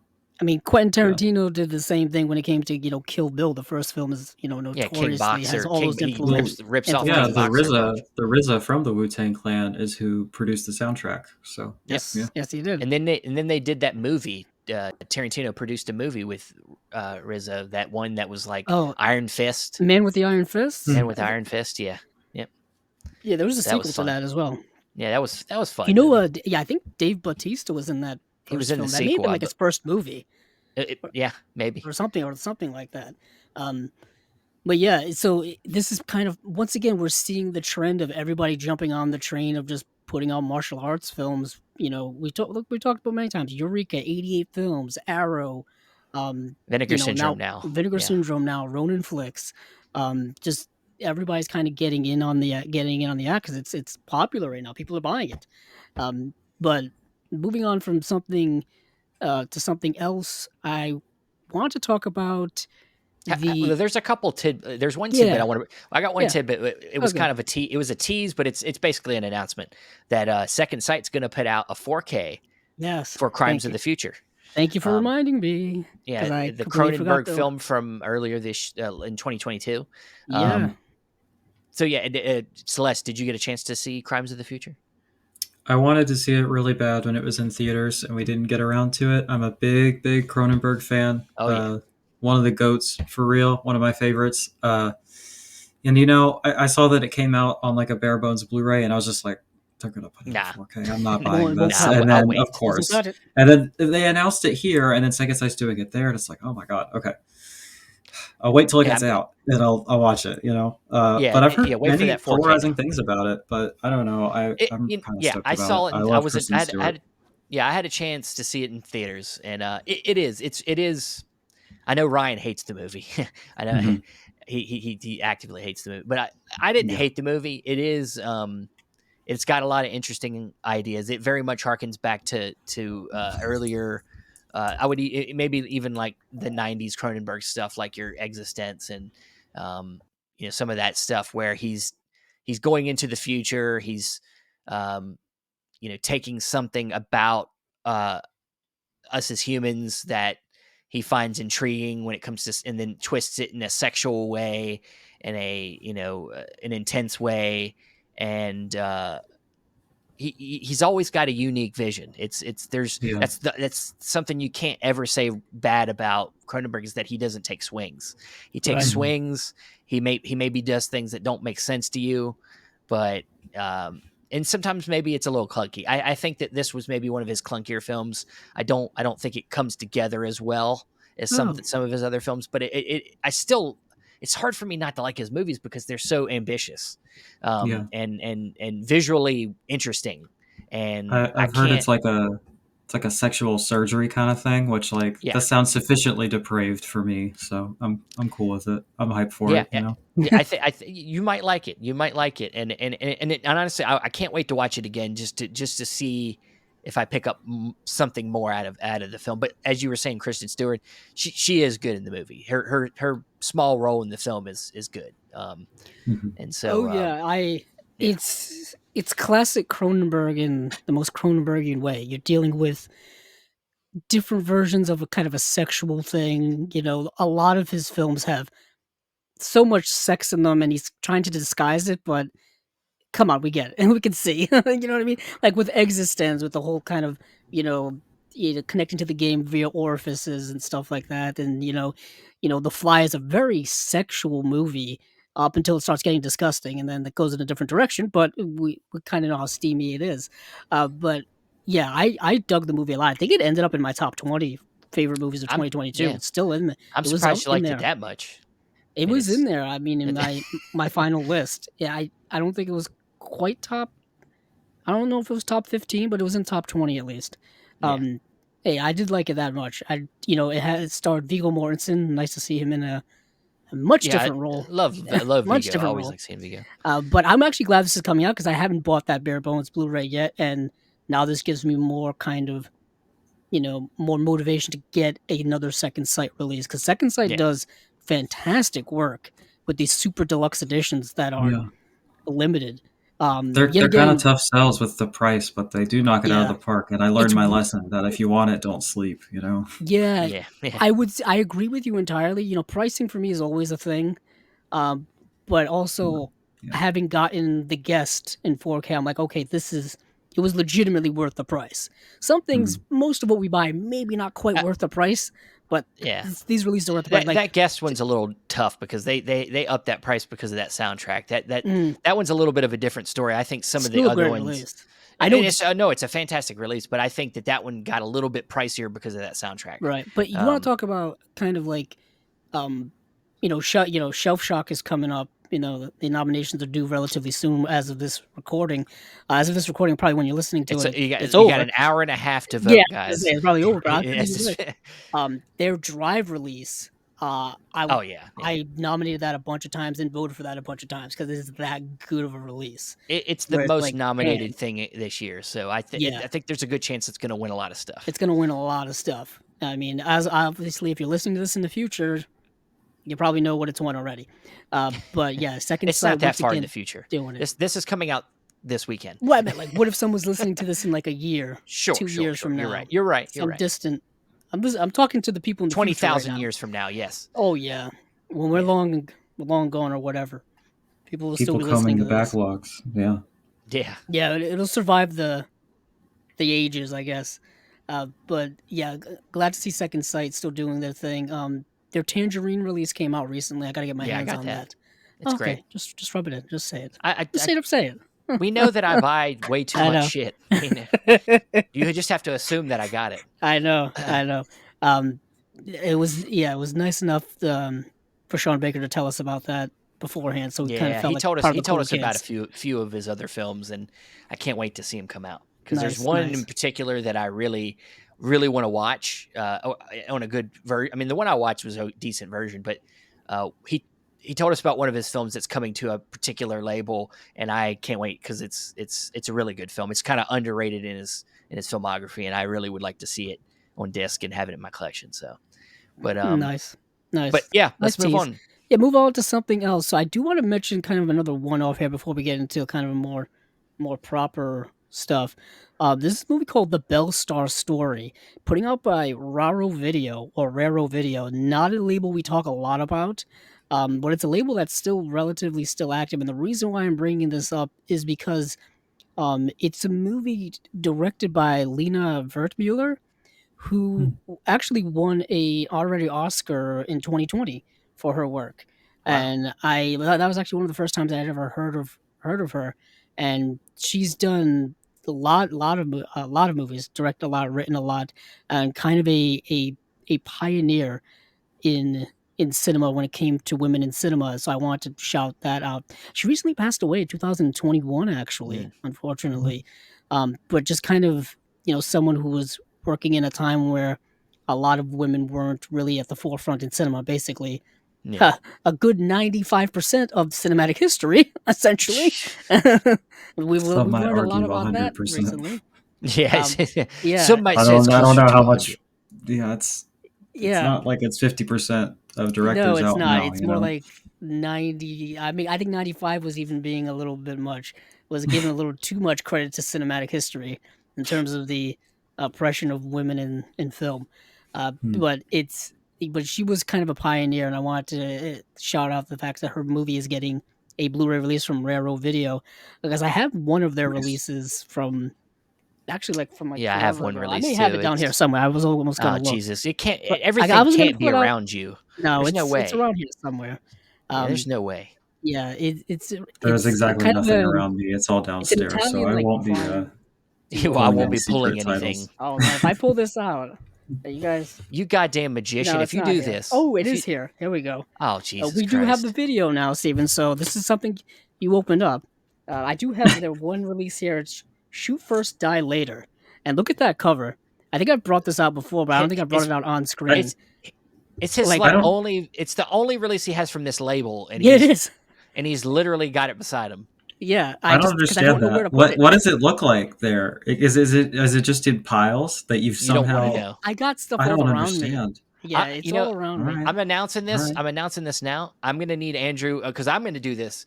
I'm gonna need you to do a collection video of your room there of it, so people can know what's going on in When that it gets room. better organized, I've thought of No, doing no, no, that no, no, no. We need to see what it looks like on a regular basis. on a regular basis. I want to see Let's all the be honest here. piles. I want to All see the the pea jars in the corner. I Okay, want to come on. see, We're This isn't the set of doing it Zodiac. hoarder style.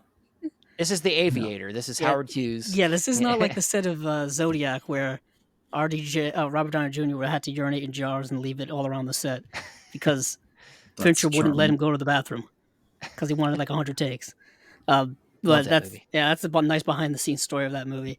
But yeah, that's the one release I have from Raro Video. I saw that randomly on a shelf in a used DVD movie store, and I was just like, I don't know what this is, but I'm buying it. I And can't. this I was can't. like 2013, probably. I I can't bought that. remember which release. I don't remember the name of the film. I just know it's an Italian war film. I have it up there. It's behind me on this shelf. I just don't know what it's. I can't remember what it's called. But I know it's an Italian war film. That's all I know. No, there you go. I'm not cool enough to have it right next to me. I guess not. We all Yeah, can't be that cool, Steven. Come I on. know. We all can't do it. It's your trick. It's your trick. I don't know how you do it. It's just laziness and OCD about things. Procrastination. Procrastination's a big thing, because you just kind Mhm. of leave things around. But moving on from there, let's move away from that. Let's get to Kino, because once again, Kino can't stop giving us some announcements, and uh, we're gonna do a few now, so we don't have like a whole laundry list to do in a week or two. Because there are some couple of really interesting releases that I'm kind of excited about. First up here is uh, Lock, Stock, and Two Smoking Barrels, which is the Guy Ritchie film, which I think is his first film, maybe. I I Yeah, have to look. I believe so. I believe so. I believe it was this, and then Snatch came out. Snatch, yeah. And Lock, Stock, and Two Smoking Barrels is really great. I mean, I kind of am a big fan of all of his work for the most part. Even his more recent stuff, which I guess a lot of people Really? weren't really into. You're a big fan of the King Arthur movie? I'm one of the few people who actually really like that movie a lot. You Yeah. can check in the archives on Chasing Labels YouTube channel. When I was doing my movie reviews, I saw that in the theater, did a movie review. When I got home, I held up a sword as a prop and everything just to think I was Jesus. cool. It's all on here. It's all in the It's all archives. there. But yeah, this is Guy Ritchie's. I believe his first directorial feature film. He had done some music videos beforehand as well as a short. Yes, yes. But yeah, it's Lock, Stock, Snatch, um, Wasn't and wasn't then he wasn't he married to Madonna? what for a time? Yes, Yeah, may have yeah. been actually during this time. I I'm not think he quite might have sure. done some Mhm. of her music videos. I Yeah. think that's what I saw on the IMDb. But I But was gonna say, Celeste, are you a fan of Guy Ritchie? yes, I think Snatch is the only one I've seen. I'd have to double Yeah. okay, check his filmography, as it were. He I recently got. did The Gentleman, Mm, which was the no, one don't know with that one. Matthew McConaughey. Okay. What's some of his other films?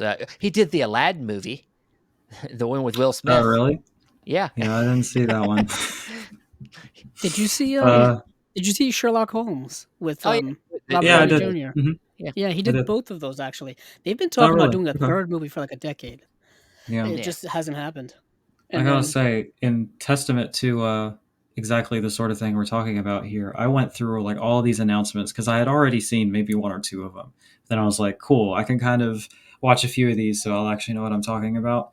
Out of all of the announcements from this week, I found three on streaming services that I had, and I watched It's them, but I tough. was like, it's just like none of them were up anywhere, and I was like, that's unfortunate, you it's know? just kind of Andrew has like a dark web thing. That's why he watches so much shit. I Um, I I doubt it. don't I get just know into how to that. use I'm Google, I guess. too. I mean, I either want to buy it or it just needs to be there already. You know, it's like I don't have yeah, I Understandable. the understand. Yeah. capacity for that. Understandable. I mean, you just kind of underline the whole importance of our podcast about Hmm. like Yeah. physical media, like because a lot Hmm. of these things aren't available to stream, and if they are, you have to rent. You have to pay for them anyway to rent them or to buy them. Yeah. Or Some of them are for sometimes they're just rental, not. but I'm like, I'm not renting that shit. Like, I know it's Yeah. coming out. I'll just buy it. Yeah, it's like Yeah. why would you pay Exactly. for it Yeah. twice? You know, that's kind of the one thing about rentals I was never a big fan of is like I kind of want to own this. Hmm. As the rental prices kind of increased over time and kind of Blockbuster like priced themselves out of business, I was just like, yeah, I don't want to rent this for 5 when I can buy it for 10 now. It's not it doesn't make any sense. Yeah. Um, but yeah, so Lock, Stock, and Two Smoking Barrels is like I said, his first film. Starring Jason Statham, Jason Fleming, Vinnie Jones, Sting is in this movie. Um, yeah, From it's a kind of where a B lot of these movie guys got fame. their start. Yeah. I was gonna say from the movie Radio On. If Yeah, you guys know yeah, that one, yeah, I do remember. the Fun It's City Editions Radio On. yeah, that's a great release actually. So if you haven't seen Lock, Stock, and Two Smoking Barrels, you'll have a chance to buy the 4K UHD edition. We're not sure when it's coming out. I have a It steel just says book. coming soon. I have a steel book of it. I'm done. I Do don't need to you? buy it again. I have the Blu-ray. I have the Blu-ray of most of Yeah, I his got a films Blu-ray. Yeah. actually. I haven't upgraded any of his because I think only this movie and Snatch have gotten the upgrade so Let me far. let me let me ask you.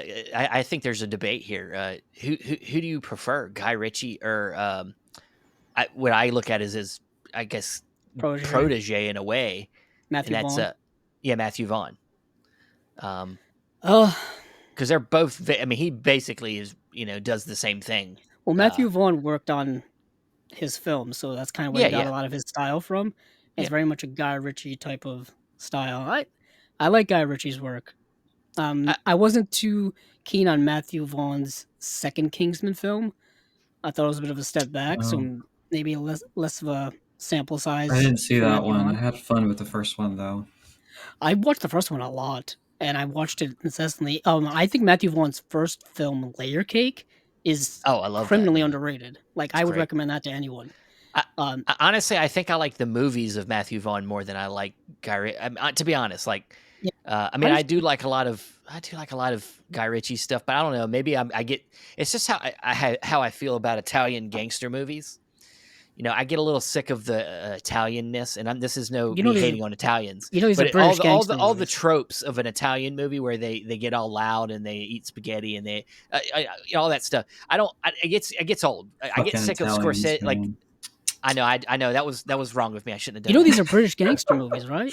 But no. What I was gonna say It's was the impossible same. to be sufficiently prejudiced against Italians. You're I fine. know, right? You can't. You can't. It's just, but the same thing with these British, gangster movies, these British crime movies. They're all kind of like they all have some of the same vibe, all the same Mhm. kind of beats and vibes, and And I get a little yeah, sick of them. there's certain like And Richie kind staples. of plays the same beats all the time. Like Yeah, there are certain staples. There's always going to be a certain type of character that's going to be the same in each one. yeah, and so I Matthew understand. Vaughn, though he uses a lot of the same style where he's doing the ramp ups and shit, like when he kills a bunch of people in a church.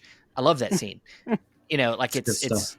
it's good stuff. Yeah, A it's lot of great the stuff, and visuals. Yeah, I love that. I love what he does there more than I love what Guy Ritchie does with the slow motion. Um, gotcha. so, but you know, so Layer Cake, Kick Ass, of course. I love that one. So it's tough for me. I kind of think I go more towards Matthew Vaughn, but I feel I, you. I understand. and the cat. I think the cat likes Matthew Vaughn too. I hear the jingles for Matthew Vaughn. Yeah, she's digging I can into my leg a understand. little bit. It's fine. Oh, nice. Nice. But moving on to a completely different end of the spectrum. And this is once again Kino is taking and plucking a film from someone else's catalog is I know what where I you're going. consider one of the most perfect films ever made, and that is 12 Angry Men. The Sidney Lumet film from 1957 is getting a 4K UHD release. March 28th is when it's slated to come out. But the kicker with this, not only are you getting the 4K version, Hmm. the second disc has the 1997 William Friedkin directed Jack Lemmon starring Hmm. TV movie that they did of a readaptation of it. Um, so it's quite a package. This got me. That It's got me quite a with the package. other film in it. I was like, Yeah, okay, I'm gonna have to buy this now. yeah, Um, that it got me, and I love yeah. the film. I love the original. 12 Angry Men is probably one of the best scripts ever written.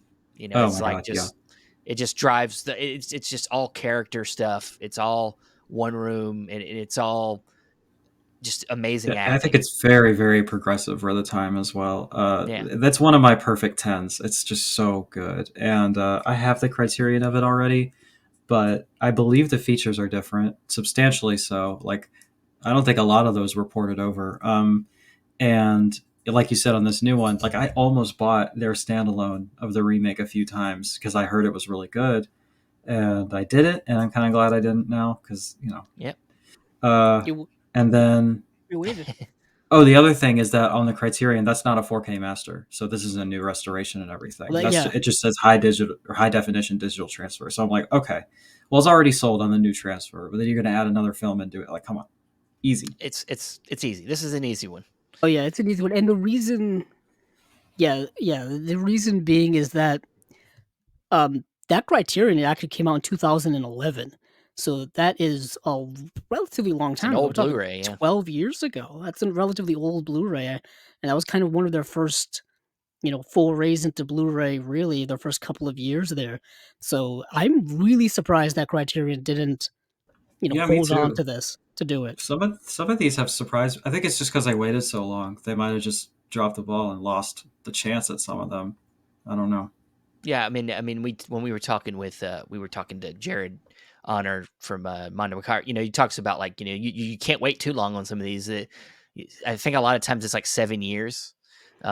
Is like a lot of times the lapse time if you Mm, or you have to renew. And if you don't renew something, somebody can scoop it up. I mean, it's just a matter of Yeah, time. I Yeah. remember when Twilight Time was around, and they had a bunch of licenses with like Sony and like 20th Century Fox titles, and they only had like 5-year windows with all of those, and they're way lapsed now. That's why you keep seeing a lot of those old Twilight Time releases. Those movies are getting re-released on Blu-ray, whether it be through Kino. I know Indicator's been doing a lot of those as well, and they've been porting over, a special feature or commentary here or there. But it's kind of like it's the reason why we're seeing these over and over again, because the licensing lapse, and someone scoops it up for whatever amount of money, and then they put out their version of it, and then someone who missed out on the earlier one can now buy it, or you get people like me who want to rebuy stuff because they're crazy.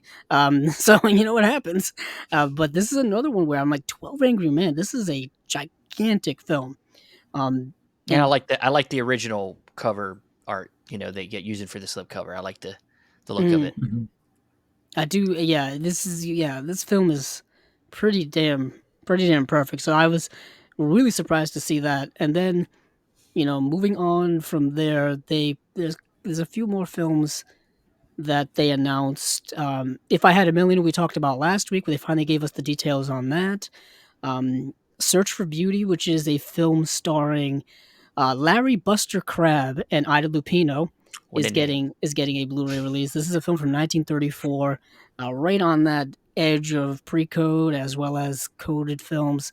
Um, I love Ida Lupino, so that's what really gets me interested in this. I'm not sure if other people get to see it. I did not get to see this movie, so I don't know No. if anyone else If you didn't listening. see it, I didn't see it, Yeah, obviously. this is actually it says a romantic pre-code comedy, so it is a pre-code film. So that Yeah, even doubles my interest in it.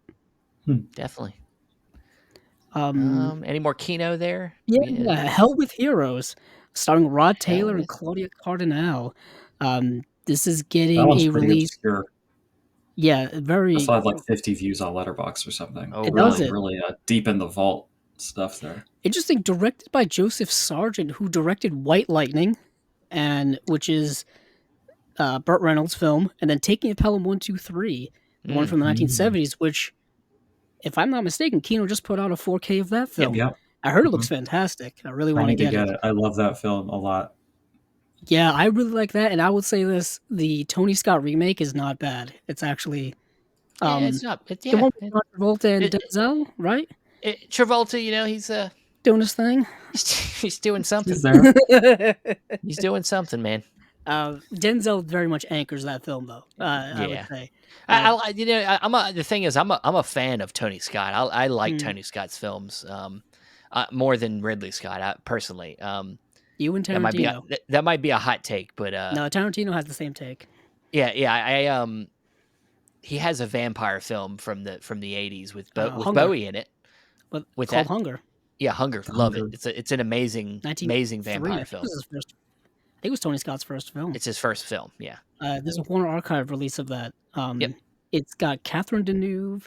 Um, I have it, and Susan I haven't seen Sarandon. it yet. To my great Um, shame, it's a good film. You gotta Yeah, watch it. that's a that's a That would be a sapphic film failure on my part not seeing I that would yet. love to hear Honestly, an analysis on that one from you. I think yeah, you yeah. would. It's Yeah, dealing with a that's a good one. lot. Uh, yeah. that would be a good one to break down. Uh, yeah. So that's Sorry, I yeah. got us You just talking screwed up about Tony my Scott. momentum. Favorite Tony Scott film, real quick. Crimson Tide. Oh, Love that I knew film. you were gonna whip that one out. One of the most tense films ever made. It's great. Uh, no. On a submarine with Gene Hackman. I mean, God, you Yes. seen Gene Hackman in any movie? He's an asshole. And like, and then him going button heads with Denzel in that movie on a submarine. Like, I know. it's Tell amazing. you, when you get people in a submarine and put them underwater, the tensions just rise. Yeah. Who would have thought? Who And would have there's thought? for all these men that are like these really masculine men, there's no women around. God, they can't do Yeah, nothing. who would have They're thought that just they like would get super angry and have like super angry that they're stuck underwater. egomaniacal contests? Yeah. But speaking of, I guess, whatever. I don't know how I was transitioning that, but Yeah, I don't know Steven, where you you'll were going. appreciate this release. Okay. Speaking of they put films, yeah. Speaking of films, Aha. the Jean-Claude Van Damme starring Oh, Sudden yes. Death is getting a Yeah. 4K UHD release, and I knew Steven was going to be happy about this.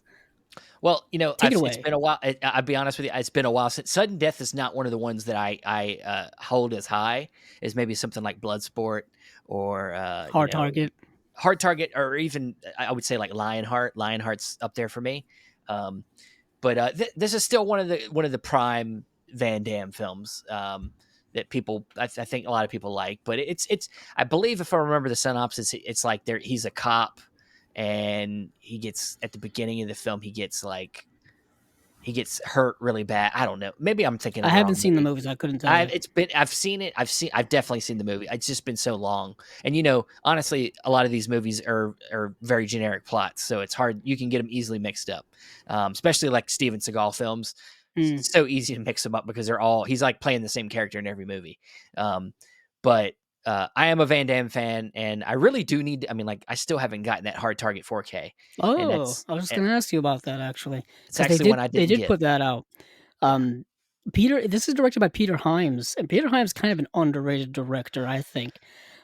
He directed a couple of movies, specifically this movie called Outland with um, uh, with Sean Connery is really good. It's kind yeah. of this 80s sci-fi film. Peter Boyle's in it as well. There's a Blu-ray of that that's been around for a few years. He also directed The Presidio. He directed Narrow Margin. He also directed Time Cop, another Jean-Claude Van Damme Oh film. yeah, Time Cop. That's a End good of one. Days, which is the Oh shit! End of Days? Really? He directed End of 1999 Days? Okay, Schwarzenegger guys. fights the devil movie. That's Yeah, all I you was need Now to gonna say we're know let's about now talk we're about back End of in my Days. wheelhouse because it. Arnold. Okay, I okay. don't know Let me anything pitch about you. Van Damme, to be Let honest. me pitch you End of Days. Yeah, Yeah. pitch it. So End of Days is Schwarzenegger playing John Constantine, but he doesn't know he's Hmm. John Constantine yet. He's yeah. It's literally a movie where the first scene in the movie, the devil uh, goes into this guy's body. He walks into a restaurant. He grabs the nearest woman's breasts, kisses her in the mouth, and then he blows up the restaurant. Uh, that's the first scene in the movie. That's Yeah, certainly a cold open if I've ever heard I one. yeah, know, and right? I know. it was playing on the whole, Yeah, because it came out in 1990 and everybody thought the world was gonna end when the year 2000 hit and yeah, yeah. Y2K and all this kind of, end of the world type stuff, It's so it's like, who's gonna save us from the end it's of the you know world?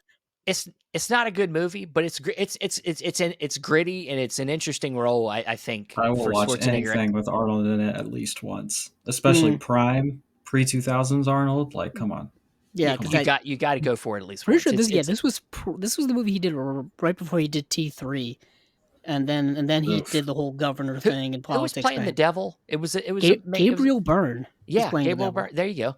It Yeah. feels like he was invoking Pacino from Oh, from the Devil's Advocate? for the Devil's Advocate. Yeah, that's where it felt like he was pulling from. Um, and that's another great devil in a movie. There's a lot of Is good devils in movies. Yeah, yeah. That There's a sounds like a video we need to do. Best devils devils in in movies. movies. Yeah, Pretty sure someone's done it. we'll get Celeste back for that one. Nice. Yeah. Mhm. Do your devil research. The Devil Satanic research, please. Special. Yeah, Yeah, there you go. that's a good title. Yeah. That's a good We'll title. just say, you know what? She's obviously wants to host this one. We'll host this one on our channel, and we'll come over and talk the devil. All right, Might that as sounds well. fun. Awesome. But yeah, so that's pretty much it for Kino. All right. Just in the Oh, they interest had of, oh no, what else did they did have? they had one called Asphalt, right? Was that one of them? Oh Because I yes, did thank you for watch that. reminding me. See, Yeah, this is why let's talk Celeste about is the here. one she I watched. watched it last night too. Put in effort here. No, you're Yeah, fine. I actually watched it last night. Asphalt. It is available to stream on Tubi. That's where Looking I a bit watched worse it. for the Yeah. wear.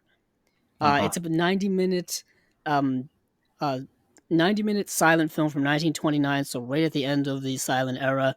Really Tubi has good fucking film. everything. They have everything. German Yeah, expressionist. yeah. I didn't think they'd have a German expressionistic film from 1929 on there, but they do. Tubi And is Well, straight up the Celeste. fucking Yeah, yeah, they're the fucking people's streaming service for real. They it got like is. stuff you'd never think, and it's free. Uh, I will say though, again, to harken back to our conversation about the value of what we're discussing. Okay, I could only find 3 of these films on streaming, and one of them is on Tubi on some real fucking butt ass quality. I mean, it was rough. Like I was Yep. not totally checked in because I so was just like, you watched I Asphalt. vaguely understand what happened, you know. It was rough. Yeah, that Yeah. remember. Yeah, it's Also, I'm not gonna lie, I might have gotten a little stoned beforehand because I was like, Okay. I don't know, this is not All great That right. might have quality. made it. That might I'm have just made it gonna more That might have vibe horror made for it on this you. more one. Who horror. knows? Yeah, Asphalt is a movie. It's a movie, but I would say it. Thanks. How do I Yeah, describe the it movie? exists. It Okay, so it's exists. very the lighting is gorgeous. Like the shots in it, I wish it was in better quality, and I'll probably get the Kino to watch it again with the commentary because it's Yeah, like the expressionist lighting and some of the shots they achieve in it are really really beautiful. And the lead actor and the lead actress, they're both just gorgeous people, and they're framed really well in all these shots. The story, it's okay. It's a little more it's pro inc- police than maybe I'd like, and it's a little bit kind of incredibly basic, but melodramatic. yeah, it is. Incredibly melodramatic. It's interesting Uh, for what it is, but really it's about the visuals, I think, are just yes. really, really good. So, So yeah. there's this woman who gets caught shoplifting from like a jewelry Mhm. store. Turns out that's kind of what she does. So she gets caught by these police, and she takes like this young police sergeant back to her apartment to say, "Hey, I just want to get my things. I'm going to be evicted I'm going to be evicted tomorrow anyways. Let me just grab my things before you take me to prison." And he ends up basically kind of falling in love with her, and she kind of picks up on that and tries to basically manipulate him into to getting to not going to prison. And but she ends up kind of falling in love with him in the Mhm. process of that. But there's complications because she has a boyfriend, I think, but he's kind of this older, scummier scumbag of a guy Yeah. who's in prison, and he ends up getting Yeah. wind of this kind of tryst romance. I think you're getting towards the end of the runtime in Yeah, your Yeah, I plot was gonna say synopsis. yeah, that's it's the the whole end of the process, movie. and complications I'll be ensue honest, there's because not a of it. ton in the way of plot, so There's not you a could run lot up for to an the hour end and a there half real movie. quick. They drag that plot out Mhm. significantly, and it's kind of just them kind of exploring this new relationship.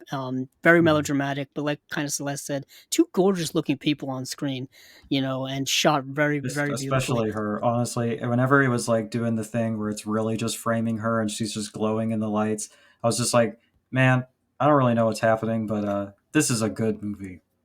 I approve of this. Yeah, the way they would do that is they would slather up those actors and actors with makeup to make them Mhm. Yeah. pop on screen, um, and lighting and whatnot. But it's yeah, I like Celeste said, I kind of can't wait to see what this looks like from Kino.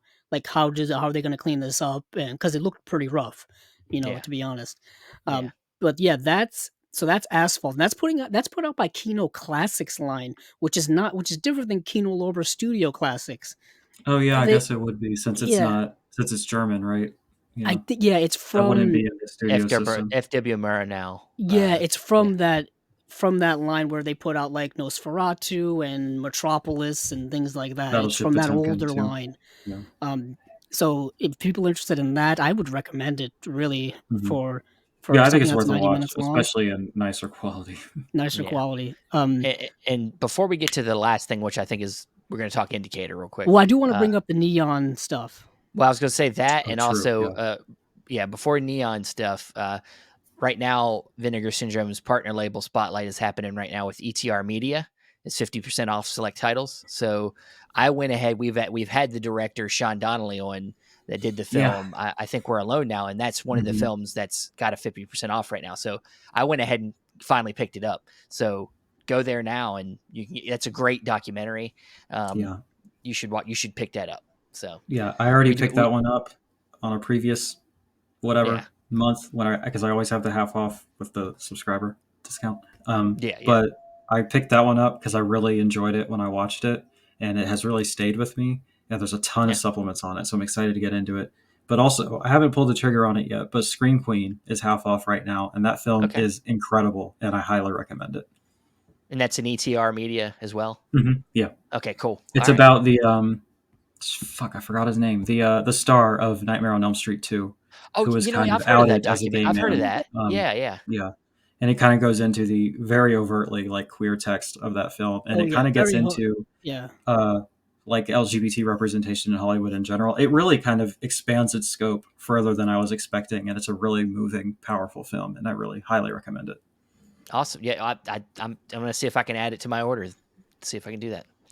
Um, But awesome. So yeah, moving on, we had Neon, the studio Neon had a kind of a drop that was random about Yeah, it's crazy. some future Criterion releases. Yeah. Yes, they So did. And I was fortunate enough to see 3 out of 4 of these films so far, so I consider myself way ahead of the game. Um, uh, okay, all right. First is Triangle of Sadness, which won the Palme d'Or, I think. Was I it think this so. It year? Yeah. did. It This did. year's Yep. Cannes Film Festival. Moon Age Daydream, which is the David Bowie documentary. All the Beautiful and the Bloodshed, and then Celine Sciamma's Petite Maman hmm is the last film here. I'm down for all these. I mean, you don't have to There's one twist my more arm about any actually. of this. It's I forget the name of it, but it's a French film that's out in theaters right now. It's from it's a black woman director. I really wanted to see it, and then I saw that announcement. I'm like, oh, I'll just wait till that comes out. But they kind of threw that Yeah. one in a different announcement, kind of under the radar. Oh, okay. But yeah, this is really exciting, just because Neon is such a good theatrical distributor and has so many good titles in their catalog, but I feel that their physical releases leave a lot to be desired. And Yeah. I also saw rumors from a fairly reliable source that Titan is coming to 4K too, Yeah. and it wasn't revealed who the studio was, and so I'm hoping that Criterion scooped that one up too, and we could get a 4K of that excellent fucking depraved film. Oh, I love I it. love that I movie. love I that loved movie. It it. was my second Yeah. favorite movie last year. Oh, Jesus. So Wow, yeah, again that's with the sick. list? Yeah, No, I'm just well, kidding. yeah, well, because I got the letterbox brain basically. Yeah, yeah, yeah. Um, Julia Tacorno, I think. She's yes. amazing, and she's Oh just yeah. Yeah. like, look, you thought, like, I don't know. She saw what's happening in horror right now. She's like, it's just not fucked up enough. It's not No, depraved it's not. enough. Yeah. I'll do you one better. You know, it's just You really know, disturbing stuff. uh, I'm into it. honestly, I was, hoping, because her first film Raw is Yeah. already in Second Sight. I was kind of hoping Second Sight was going to pick up the Titane as well. So we'll see hmm what happens. It could still go to still could. Yeah, it It's might a be. UK It you could label be. it. Yeah. Um, but yeah, I love Titane. I'd love to see it. So I think another one that I would really want to see from Neon. I believe a lot of I'm blanking on his name for some reason. Drive director. Um, Nicholas Winding Refn. yeah, and a lot of Nicholas Winding Refn stuff is with Neon, I believe. Um, so like Neon Demon would be another one I would really like to see get a good release. Didn't Place Beyond the Pines go out? That's not him, but Is that no? I know it's not him, but didn't that come out through Neon? Place Beyond the I Pines think there was a main. might Let have me been. look. Maybe that's another studio, but Yeah, The Place Beyond the yeah, Pines came out through Universal. Universal. Okay. Um, but yeah, Neon, like you said, great studio. A lot of interesting films come through them. hmm They're kind of like I look at them as like another, like A24 gets a lot of Yeah. the hmm praise nowadays, but Neon was before them They're and was doing a already similar doing thing. some, Yeah. yeah, very ambitious films a lot of times. So hmm um, this is good. This is good. I can't wait to see what other stuff's going to come, and I've seen Triangle Sadness. Love it. It's great, fantastic film. Um, Woody Harrelson's in it. He ain't in it a ton, but he's in it, and he's hilarious. Um, The only one but I it's got a chance to see was a. Oh, sorry, I didn't mean to interrupt you. Go no, no, ahead. no. You're good. You're good. I was just gonna say. I think that I was gonna literally say this is a great kind of satirical film. I think another one that I think you will really enjoy to break I've down heard the good things political about it. Yeah. aspects of it. Yeah. Well, So yeah. I saw Petite Maman was the Oh, only good. one, just I want because to I've talk about seen it. all of Celine Sciamma is how you pronounce her name. I've Yeah. seen all of her films so far, and so I wanted to catch that one in theaters and didn't get a chance. I saw how much you loved it, Andrew, so I'm curious to get your take on it. Yeah, it's I think I was too ambitious last night, and I started watching it already sleepy, and I was kind of struggling by the end. what's interesting I is that did like it a lot, but I don't know. By the time the credits hit, I was like, "Oh, is that it?" I felt a bit underwhelmed, I guess, it's emotionally by what it was presenting. yeah, it's un well, first of all, the movie is 72 minutes long, so it's an hour and Yeah, 12 yeah, minutes. hmm Relatively short compared to her other features, but it shares a lot with her other features in the sense of dealing with kind of humanity, human connections, and the power of that, and also kind of the subtlety of it. The reason why I think this film really got me is it kind of hit on a lot of things that I think about a lot. Is kind of like the passage of time and generation and connection, specifically familial connection and all that kind of Mhm. stuff. I don't want to kind of spoil it for, It's for definitely people who hard to want to see it. discuss without revealing the conceit Yeah, of it's it, it's so we available to don't need to stream do on that, Hulu. but yeah. Yeah, it's Mhm. available to Yeah. stream on Hulu right now. If it's still available, I would recommend watching it. I was fortunate enough to also see all of Celine Sciamma's work because there was a whole Mhm. collection of hers on the Criterion Collection It's exactly where I channel. That's watched where I it. It was saw it. on the channel. Mhm. And yeah, her films Tomboy, um, Water Lilies, and Girlhood were all up on there. And of course, Stephen, we got to watch. Remember one of the last movies we had to watch was Portrait of a Lady on Fire, and it ended Mm. up making both of our lists. I think at of the same spot that year of favorite It's movies. so Yeah, good. it was It's our best, so good. both our favorite movies of that year. Yeah. Yeah, it was is Criterion put it out pretty soon Mhm. after it came out, so this kind of release is um very not exactly a mystery why it would be put Yeah. out. I'm curious what they're going to put for an extras package because the Me movie's so too. Me short. too. What are we going to add to I'm it? I know definitely there's excited about it because I feel like I didn't give it the proper attention the first time, remember and when we were talking earlier um, about movies that made us cry? This was one yeah, of them for me.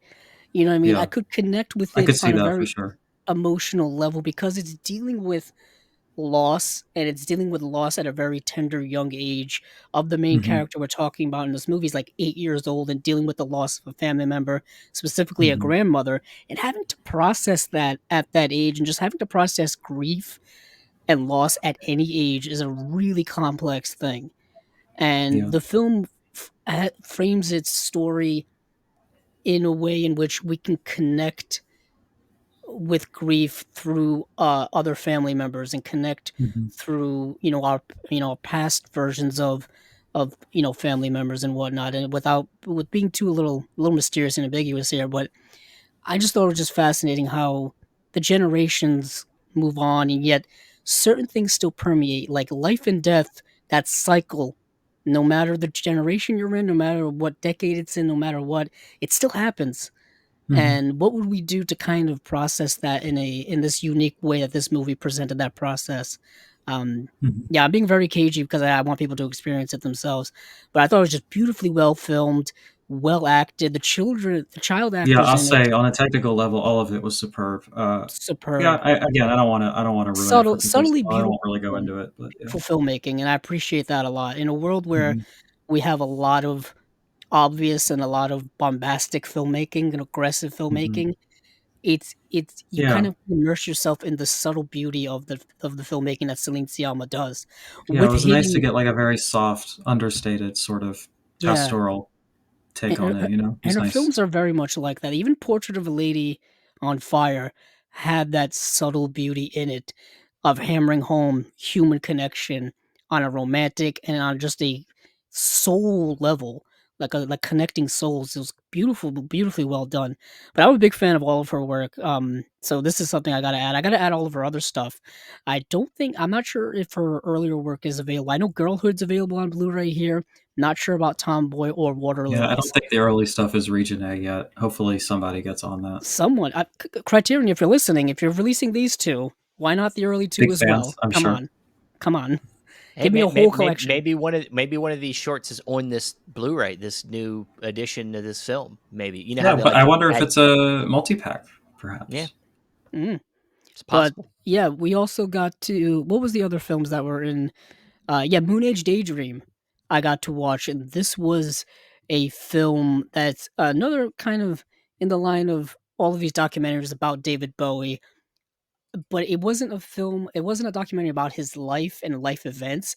It was a documentary of like a surreal experience of kind of understanding his vibe and his um, just sense of artistry and sense of uniqueness when it came to his sense of artistry and the way he wanted to portray his artistry to the world. And it was done not in the usual like talking heads documentary where they interview somebody who knew David Bowie and they tell us some anecdotal story and whatnot. No, it was all done through like clips of his performances, clips of his interviews that he had done on like Dick Cavett show, or clips of like news headlines or him being in the news, and kind of traversing a lot of the different changes of his career because he would constantly invent himself and reinvent himself, and his music would have changing in style. And he was always someone who was ever searching for a new artistic way of expression because he was a unique person in and of itself. And it did get into kind of, you know, the ambiguous or the androgyny and the bisexuality that he presented to the world. That was a big thing that they hit on early on, specifically in the Ziggy Stardust age and whatnot. I thought it was a really great documentary, very unique, and it's a little long. It's 2 hours and 15 minutes. When you're watching it at 3 a.m., it does drag on a little bit, but you kind of get through it because you're so like caught up in all the bright colors. But I dig it. I would dig everything David Bowie. I found him to be an endlessly fascinating individual. Um, and even his acting performances I thought were really good. He was one of those, musicians who became an actor. I thought was very good. Merry Christmas, Mr. Lawrence, I think is fantastic. Um, what's the film he did? The Man Who Came to Earth, the Nicholas Yeah, Rogue man who film, fell to Man fell Who The to Man Who Fell to Fell earth. to Earth. Earth. Yeah, the Nicholas Rogue film. Um, I wish that would get. That's gotten a couple of releases over the years. Criterion had that once upon a time, and they put out a DVD, like a thick DVD edition of that, and then they lost the rights and haven't really got it back since. And I know Studio Canal, I Studio believe, is put out a Blu-ray yeah, of it a couple of years ago, and I remember seeing it in stores. But yeah, yeah, I've heard rumors that it's coming out on 4K, so hopefully they got it back. or yeah. That'd be nice. that'd be That'd be nice. nice. I also like his small role in Christopher Nolan's The Prestige, Oh, as he nice. plays Oh Nikola yeah, yeah, Nikola yeah. That's Tesla. true. Yeah, I like his little um, bit in Fire Walk with Me. It's kind of yeah, Oh, yeah. out I there. like how they brought his character back in The Return as a Yeah, giant it's tea fun. kettle, a giant steaming tea kettle. Um, he has one scene in Fire Walk with Me, doesn't he? I, I I think, believe so. Yeah, and they kind of yeah, milk and it a it's bit, one but of the yeah, I most think it's just the one. mysterious scenes. It's so mysterious of who his character is. I forgot what his character's name is. I'm not gonna look it up, Philip but I'm just saying, Jeffries, I think. it is, and that character gets brought up so many times for someone who has such an insignificant small scene. They bring him back a lot. I Hmm. have a feeling. I think I remember seeing this because David Bowie, I think, passed away right before they had done production on the return of Twin It Peaks, was yeah, it was A- 2016, and that was 2017. So and yeah, they were. just right I'm then. pretty sure David Lynch would have brought him back Yeah, for for to sure. be in it. That would have been interesting. Unfortunately, a lot of the actors and actresses in Twin Peaks ended up passing away right around that Hmm. time and slightly right Yeah. after. Unfortunately, that keeps happening even with 2022 and 2023. It's still we're losing a lot of our stars, people. Time is unmerciful. But Steven, I think that's it for Neon, right? yeah, yeah, So and those are coming yeah, probably sooner than later. I'm actually surprised they announced that. That's kind of just usually Yeah, it was Criterion's a a big little. drop. It's pretty Yeah, I was crazy. like Criterion's a little mysterious when it comes to that. I mean, they do have their collage of images well, that they release every year. the other thing, real quick, was that they teased the Fisher King. Was the other thing It was going to be coming, maybe this announced this coming Tuesday, so which is their next announcement slate. So, um, yeah, I mean Fisher King, it's a Gilliam film. I'm not like a super Gilliam fan. He's okay for me. Um, I like that film though. I I think like that Robin Williams. I think that film's One amazing. of my favorite actors of all time is Robin Williams, but it's an okay film for me. I'm not Oh, I'm okay, not all right. I'm I not I'm kind of not a love it. super I'm not a super Gilliam fan. I don't. I kind of love that film. Um, in general, I'm just saying. I don't want to. Yeah, It's been a while since we'll I've get seen into The it. Fisher King, but it's just never his films are just never really been for me. Like his Okay. um I mean I like Monty Python. And the Holy Um Grail. yeah, I like Monty Python and the Holy Grail. I like I like 12 Monkeys. Gotcha. Um but other than that, some of his other stuff I just never have I've never been a big fan. I mean, like Lost I'm blanking on the name. Lost Vegas movie. Yes, I Um, know exactly what you're the talking about. yeah, you know the movie. I'm leaving, not leaving Las Vegas. Fear and Fear Loathing in and Las Loathing in Vegas. Las Yeah, Vegas. I've watched that movie way too Is a many crazy times. movie, but I don't. It's not a favorite of That mine. movie is a trip. Yeah, I quote that movie incessantly all the time because it starts off with Johnny Depp hallucinating that they're seeing bats, and it's like we're in bat Yeah, country, yeah, and he's like waving like fake bats and trying to yeah. swat fake bats.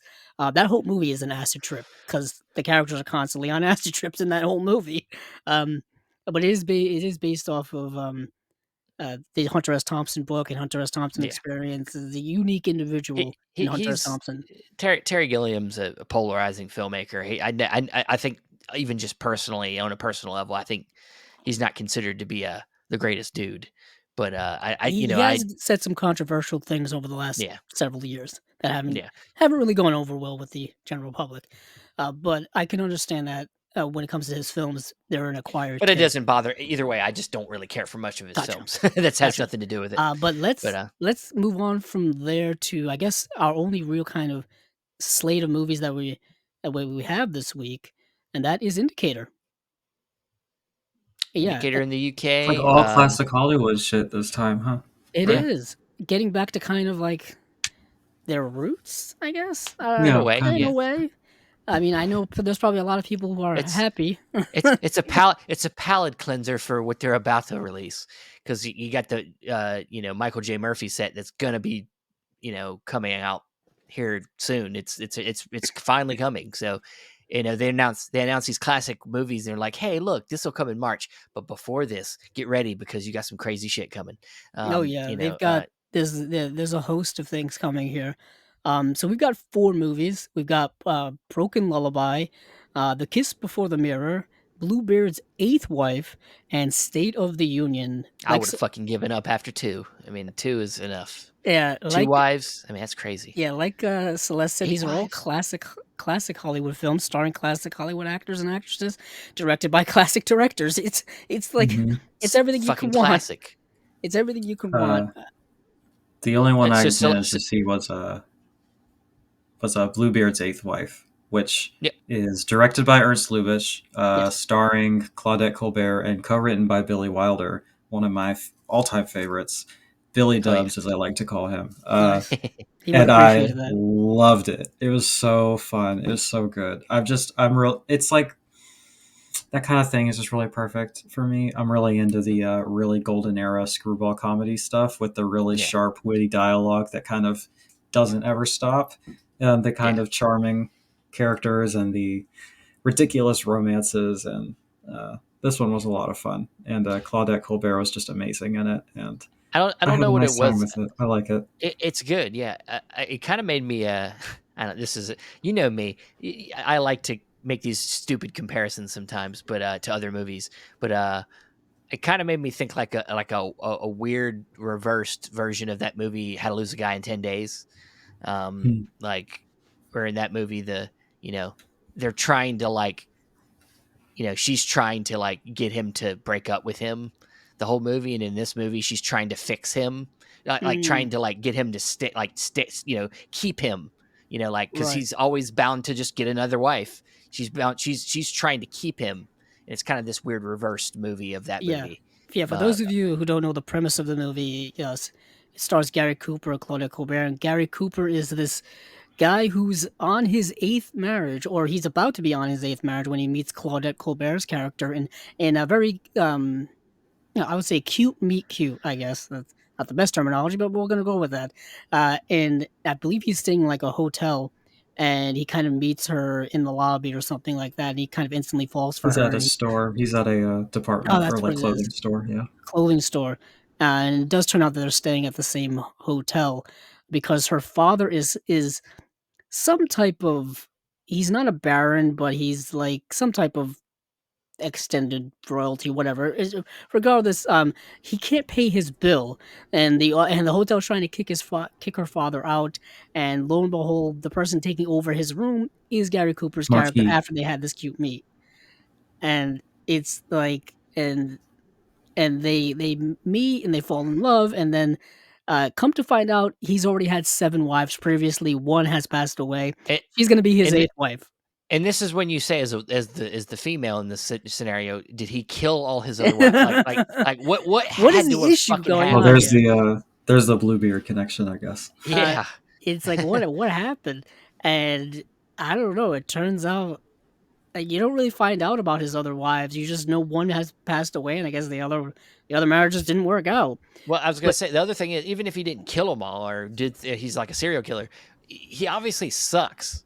as being a Or so, husband, he obviously being sucks a because partner in any way, 7 other women have tried, and he just they just he could, isn't worth yeah. staying with. And the thing is, you do hear about those stories today, actually, where someone's on their fifth or sixth marriage, or or something like that. You hear about a lot about that with celebrities and whatnot. But there are people in your family or friends of friends or whatever that just the way it is. And sometimes You can't marriage is afford you not for can't afford everyone. that many marriages this Yeah, day age. You can't afford that many yeah. I marriages. mean, I guess Seven so. marriages in this economy? Yeah, I don't come Oh Please. on now. God, What are we doing?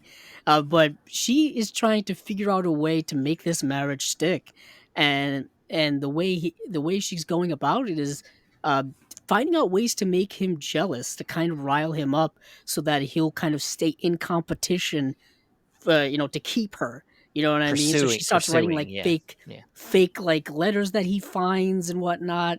It's very cute, very witty, like Celeste said, well written, because Billy Wilder is one of the best probably screenwriters ever when it came to these For things. sure. He and Howard Hawks, who were doing work around the same time, great screwball comedies. Yeah, I enjoy this film a lot. But when it comes to this release is heaped with special features.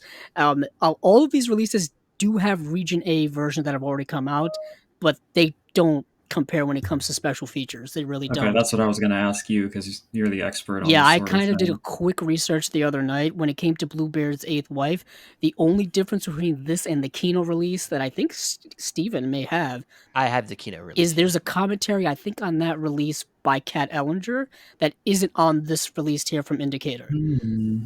So, and that's the big kicker. If you're a big fan of you Kat said the Ellinger, key word, Cat Ellinger. It changes I Yeah, I everything. am a there big you go. fan. Mhm. Yeah, It's kind of, if you already have the release, you may want to hold on to it. If you don't have the release, you may want to get it. It really all depends on how big of a fan you are. Kino releases are affordable, so you could get Yeah, both they're and it wouldn't real break the cheap. bank. So, Yeah. Yeah, what's if you on the really indicator one that's unique to it, I guess? Yeah, what's unique to this Indicator release is there is a commentary on it, with academic Eloise Ross.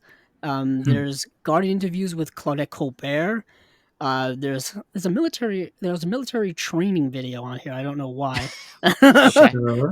Okay. Because I think it was because David Niven, narrated by David Niven, who's also in this film, Hmm. as kind of her like f- platonic friend for the most part. Oh, yeah, Uh, yeah, yeah. and yeah, Mhm. David Niven was a great British actor. I think in a different era, he actually may have played kind of James Bond, but in a not a proper James Bond film. That's a whole other story. Um, but yeah, so that's the one difference between that release and this release that I Hmm. think is Is it a major. new So restoration? Do you know? Let me look. Um, I don't it believe it says it had says high anything. definition remaster. It could literally be the same master that Kino did, because that Kino Blu-ray is Yeah. not old. That Kino Blu-ray came out in 2020. So Yeah, it's probably the same one. my guess I is might I maybe the might go same with the one. Kino if I'm being honest. We'll have to see. They're Yeah, I just mean, so affordable and Yeah, it you I is. know, wouldn't they really. get the job done, you know? Them 2 They extra do. features are seem to be more like archival that are Mhm. like just interviews that you might be able to search on YouTube potentially. Mhm. I'm not, Mm, I love Indicator in this particular case. I don't they didn't do much in the sense of extra features that it would send me over the edge to maybe buy this again. I don't know. I right. haven't The decided yet. packaging will be nicer, like the case and everything, and if Of you're a course. completist, obviously, but, you Yeah. know. Yeah. If you're a completist, it's kind of you got to keep the collection going, as they say. Um, but yeah, so that's kind. And then of course there's a booklet with an essay in it. There's also archival interviews with Ernst Lubitsch in there as well. So and these I believe all of these are Region B locked. So Yes. it's not like kind of, some are Region A, some are Region B, like they've been doing kind of all along. These are all Region B locked because, like we said, they've already got releases here. But these other ones that I want to talk about is another Ernst Lubitsch film, and that is Broken Lullaby. Broken Lullaby is a film uh, came out in 1932, a pre-code film. It's a film starring Lionel Barrymore, who, of course, I think part of the Barrymore family. I can't remember how he's You think? related to Drew Barrymore. I think great uncle, something like that, great uncle, something like that. Yeah. Sorry, I don't know. I don't have the Barrymore family tree hanging Come up on, on my man. wall. But this is another pre-code film, and what is what I really like about this film is that it's a bit of a drama, and it's a film that is centered around this character Paul Renard, who was part of World War I, and while he was in World War I, he made friends with one of the enemy soldiers, to the point where they became such good friends, because I think they both shared a passion for music and being musicians, that his friend died on the battlefield, and he decides that after the war, he's going to go visit this person's family in Germany, and it kind of goes through the whole drama of that, and kind of the whole PTSD of it all, and also the kind of awkwardness of it, and he kind of passes himself off as a friend, but he's really kind of, he was an enemy because he was on the other side. It's a really good film. I really dug it a lot. I saw it probably years ago streaming either Criterion Channel or TCM. I can't remember which one, but it's another Ernst Lubitsch film that I really really like. Ernst, I would recommend any Ernst Lubitsch work to anyone. Just if you see his name on it, just watch it. I can't recommend his work enough. So I don't know if that interests anyone else out there, but I like that they're putting this out. I like that they're giving this kind of a newer release, and this is another one where there is already a Kino version of this out already, and I think it has the same commentary, and so there's no real kind of loss here. All you get is a few extra special features that go with it, and a lot of and some of the special features um, are There actually there really is a good. there is a new video essay in here. Yes. Um, Oh yeah. yeah. I was talking about the Kino release. Sure, Yeah, sure. yeah. Okay. The Kino release had a new 2K restoration and a new audio commentary by Joseph McBride, and that same Joseph McBride Yep. Same one. commentary I think is on here. Yep. As on the indicator release. So like you were saying, Stephen, there is a new video essay as well as um, an archival audio recording of a presentation by Scott Iman. Scott Iman is a guy who does a lot of biographies, um, and he did one on Ernst Lubitsch. And yeah, he's still writing autobiographies to this day. I think he's written books on like Marilyn Monroe and John Wayne and Cary Grant and all of these that we all know of. But this is a release that definitely has my interest peaked because I don't own the movie yet, and I kind of need more Ernst Lubitsch in my collection. I know there's a couple have come out through Criterion off the Yeah. top of my head. Design of living. Or Yeah, and then To Be or Not to Be are both Ernst Lubitsch yeah. films, and there is a Criterion Eclipse collection that's all of his Some early musicals. musicals, they're all Yeah, very good. Yeah. his musical work. And I think a lot of his stuff is streaming on the Criterion Collection right now. Um, yeah, I so that's Broken Lullaby. Get Great get titles, actually. Great titles are get the always. lube out. Get the Yeah, lube out, man. okay. I don't know what the heck that means. For the Got Lubitsch. lubage. Oh, nice. I Come on, I don't man. know where your mind was going. Like they say, If get you the have lead an out. itch, Led if you have an Zeppelin. itch for the lube, Yeah, Mm, it's a get the yeah, itch Lubitsch. for the lube. Pull it off. very Pull the lube true. off the shelf. Why put it in your player? Very true. So Yeah. next is Kiss Before the Mirror, which is directed by James Whale of Frankenstein fame, as well as The Invisible Man, as well as a bunch of other films. Old Dark Um, House. yeah, The Old Dark House. This was actually the movie he did, I think, in between The Old Dark House and The Invisible Man, and the kind of sandwich Both in between bangers. two good. Yeah, they're both great. I got to get The Old Dark House. I think there's a Cohen Media Group release There of that is, but Blu-ray. the Eureka is better, and that's the one that I have. Okay, Just thank you FYI, for there's saying more that. features and stuff. Now I Yeah. know which one to buy. But yet again, James Whale, great director of his time. This film is interesting because it's dealing with like similar. It's kind of like a more darker version. well, not a darker version, but it's like kind of, we were talking about Bluebeard's Eighth Wife is kind of like a light comedy version of like a marriage and stuff like that. This is the opposite of that. This is like darker, a darker type of thing. So this character portrayed by Paul Lucas, um, he finds out that his wife is cheating on him. His wife is being unfaithful, and he murders her. And his friend is defending him in court and is trying to frame this as a crime of passion and all this kind of stuff and whatnot. He couldn't help himself. But his friend, who is the lawyer, portrayed by I think Frank Morgan, is um is also going through his own marital issues where he thinks his wife is cheating on him. So he's thinking of committing the same crime of murdering his wife, and he's having a crisis of trying to figure out whether to do that or not. And that's hence why it's a mirrored version of like you're defending someone for a crime, but the mirror version is like you may be committing the same crime yourself in the same situation, and he's got to deal with that. And that's kind of the premise of the movie. It's based off of a play, I think, of the same name, and it's very play-like. It's things are set in one room, whether it be an apartment or a house or a courtroom, and you kind of see these actors play out this dialogue. And yeah, I thought it was also really, really good and kind of dealing with a lot of heavy, darker themes of like murder and infidelity and betrayal and stuff like that. Um, so I do give this a recommendation as well. If you're a James Whale fan, I think you kind of have to have it. And Frank Morgan, for those of you who don't know, Frank Morgan played the wizard in The Wizard of Oz.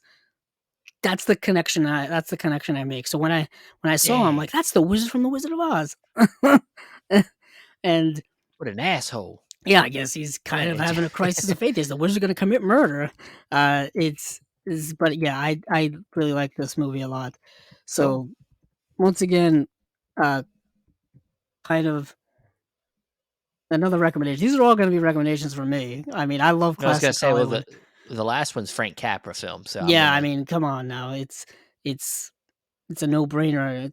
It's you kind of need all the Well, you Frank know, Capra you how can much I'm a get. fan of It Happened One Night. I am. So, Yeah, it's y- yeah. I mean, I just watched It's a Wonderful Life for the holidays once again. That's another Frank yeah, Capra classic that everyone watches every single year, no matter what.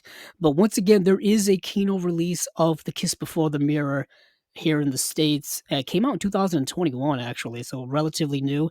I would assume it's the same transfer um, that's going to be on here. And there's an auto commentary on the Kino release from Alexander Heller Nicholas.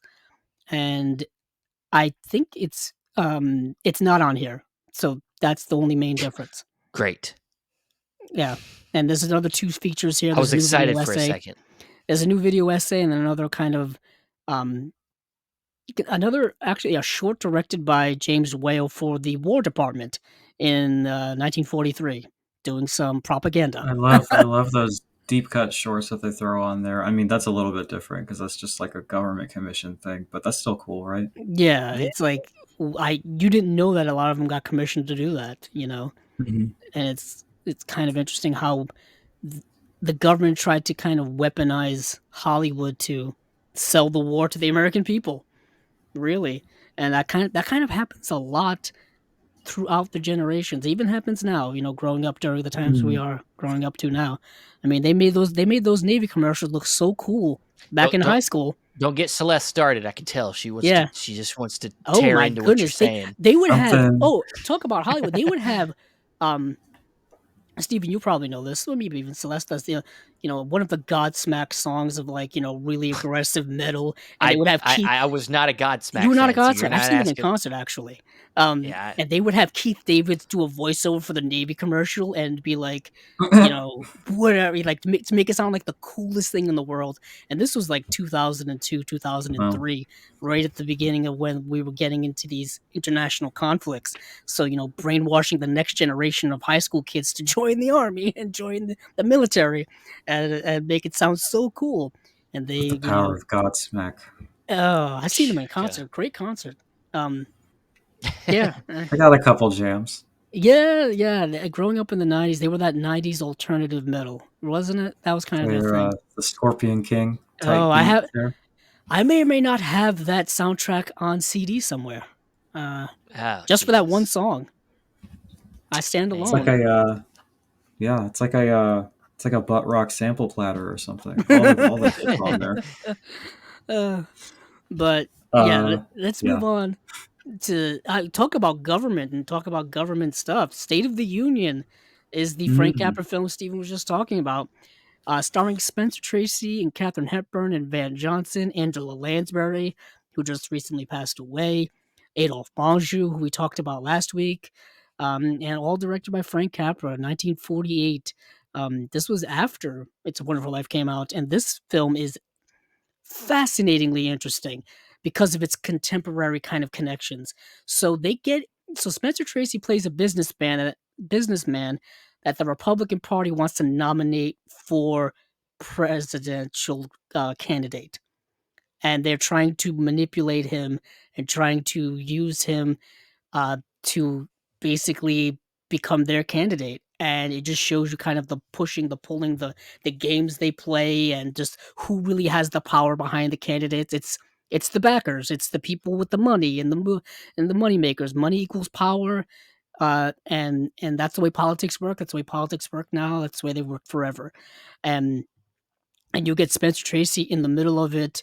His wife is portrayed by Katharine Hepburn, but his mistress is also kind of pulling the strings, and she's portrayed by Angela Lansbury, and she's a big she's a big newspaper woman. Like she owns the newspaper, so she can control the narrative about his campaign, and she has the power where she can ruin people if they don't back him. There's a lot of political stuff going on in this movie. Meanwhile, Katharine Hepburn feels like a spurned wife who is just kind of being thrown around and used as a prop to put in front of cameras and on the radio to look like they have a stable family. This stuff is right out of today's headlines. It's brilliant, and I really enjoyed the heck out of this movie a lot. I love Spencer Tracy. I love Katharine Hepburn. I know Warner Archive has been putting out a lot of their films lately. They worked a lot together. They of course had a romantic relationship with one another, a partnership both on screen and off screen. But yeah, this movie is super contemporary. Yeah, Capra, he delved into a lot of political stuff in his career. A couple of, what was the one he did? I'm blanking on the name, as I always do, but of course the Mr. Smith Jimmy Goes to Stewart. Washington. Yeah, Yeah, there you go. they don't get much more political than You that. knew exactly where I was going. Mhm. Uh, super political film there. He No definitely had a lot stranger. of stuff on his mind. Yeah, No yeah, strangers to this type of political statements of a film. We were just talking about earlier with Celeste about how films are rather political. And this film is making several political statements within it, and at a time which is the post-war United States, 1948, making those kind of statements at that time when we're supposed to be kind of celebrating the end of World War II and all this kind of stuff. It's rather kind of bold of him to do that. Um, when it comes to this release, there is a Universal Blu-ray that Universal put out properly, I think, sometime last year. I don't really know the special features on that because they didn't really put out a press release or anything like that. So I don't really know for comparison's sake. I would imagine it's a lot less. I would imagine it's probably bare bones. I mean, that's my yeah, gist of the kind of the way mainstream studios have treated a lot of their deeper catalog stuff. Hmm. And not I so mean, I don't think much. there's going to be anything like commissioned and exclusive. It's probably I anything doubt there it. is poured I over, doubt I it. would imagine. I mean, the only one who's really doing stuff like that when it comes to new stuff is Paramount with their Paramount Presents line. I mean, but they're kind of doing the bare minimum with a lot of those, where they're just getting Leonard Malt to do some type of like 5-minute video or less than 5-minute video, and they're just being like, "Yay, brand new special feature, Leonard Maltin introduction of this film," and it's like, yeah, I guess you're trying, but you're kind of just porting over the old stuff anyways onto this new release. But this release um, does have audio commentary, a brand new audio commentary, does have archival stuff, and does have, of course, a booklet, actually written by a friend of mine. She writes the essay, Raquel Stetcher, someone I've known for many years, and she's done a lot of writing, and she wrote the essay for this movie. It's another kind of connection, where I've had a lot of my mutuals online have written for Indicator, gotten their work into their booklets and whatnot. It's kind of cool to see people, having success. Go them. Um, so that's it for Indicator. Steven, have you pre-ordered all of these already? uh, no. When you get to the beginning of the year, right after Christmas has happened, you this is reflection time on Ah, how little mistakes. money you have in your bank account, and so you say to yourself, "This can wait." This is 3 months out or 2 months out. I can wait until I have more money to drop it on this, and I probably intend to buy these, Yeah, Yeah. but these are Vinegar their March Syndrome took releases. all of my money this month. Exactly all of it. yeah, I bought a bunch of Vinegar Syndrome as well, and so It's bad. yeah, so and then I want to Yeah, get that that I want to get a couple things Arrow's putting out soon. I them are next to my list. I don't know. I'm shamed. I feel shamed. shame, shame. Just thinking about buying something, I feel shameful right now. I know. You feel kind of dirty, but also excited. I feel It's a dirty weird, but excited at the same time. yeah, It's great. it's a Yeah, weird feeling.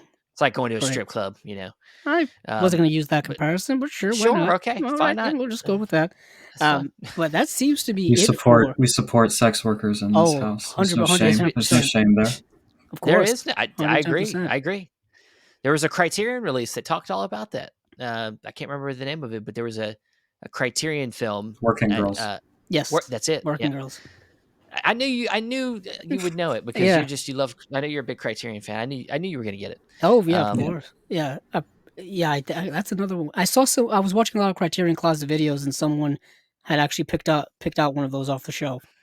Um, I was catching up on a lot of them, and some great people they invited into the Criterion Closet. When will we get our chance, Stephen? One only uh, knows. never. Um, that's. I've had dreams of going into that closet with like I, a One day. a trunk, I'm just just a trunk to fill up, or like a this forklift. By, closet I have back here is the closest I'm gonna get. I got movies by, in it, by the and it's way, the corresponding spine number to this episode, a spine number 82 in the Criterion Collection, is Hamlet. It's a very oh classy wow, entry Oh, for our conversation today. oh, very nice, man, Shakespeare. very nice. it's great. That's actually one I don't think they've have they upgraded that. I don't think they have. I No, think they it's still a haven't. They need to DVD. do it. They need to go through and do like a Shakespeare box or something because a Yeah, lot of those are still the languishing. the only one of those like classic, um, those Hamlet, the Laurence Olivier like Shakespeare ones that they've actually upgraded. I think was Richard III, and I think they so did too. that Yeah. years ago. And I was like, oh, it's just a matter of time before they do Hamlet and do Henry V, I think. And no, they didn't. They just didn't do any of them. Still waiting. I actually have like I think a 3 DVD pack of all 3 Criterion um Laurence Olivier films, and I'm just kind of waiting for that to be upgraded before I actually break down and watch them because I know they're not going to look very good. I just got that feeling. But all right.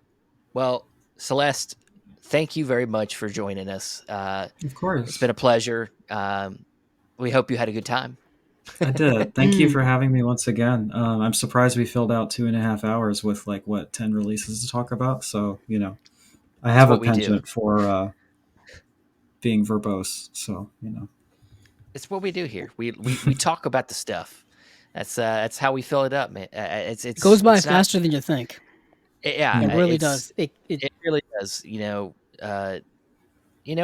we get. I think we had a lot of really great discussions about especially early on when we talked about just how we think as collectors and how we think as film watchers and that's all that's all stuff that I think is relatable for people. So Mhm. uh, thank you for having that discussion with us, and Yeah, we of hope to have you course. back again one I day. hope Maybe so we too. can visit your channel one day if you'll have us. Yeah, Um, that'd be great. We'll figure something out for sure.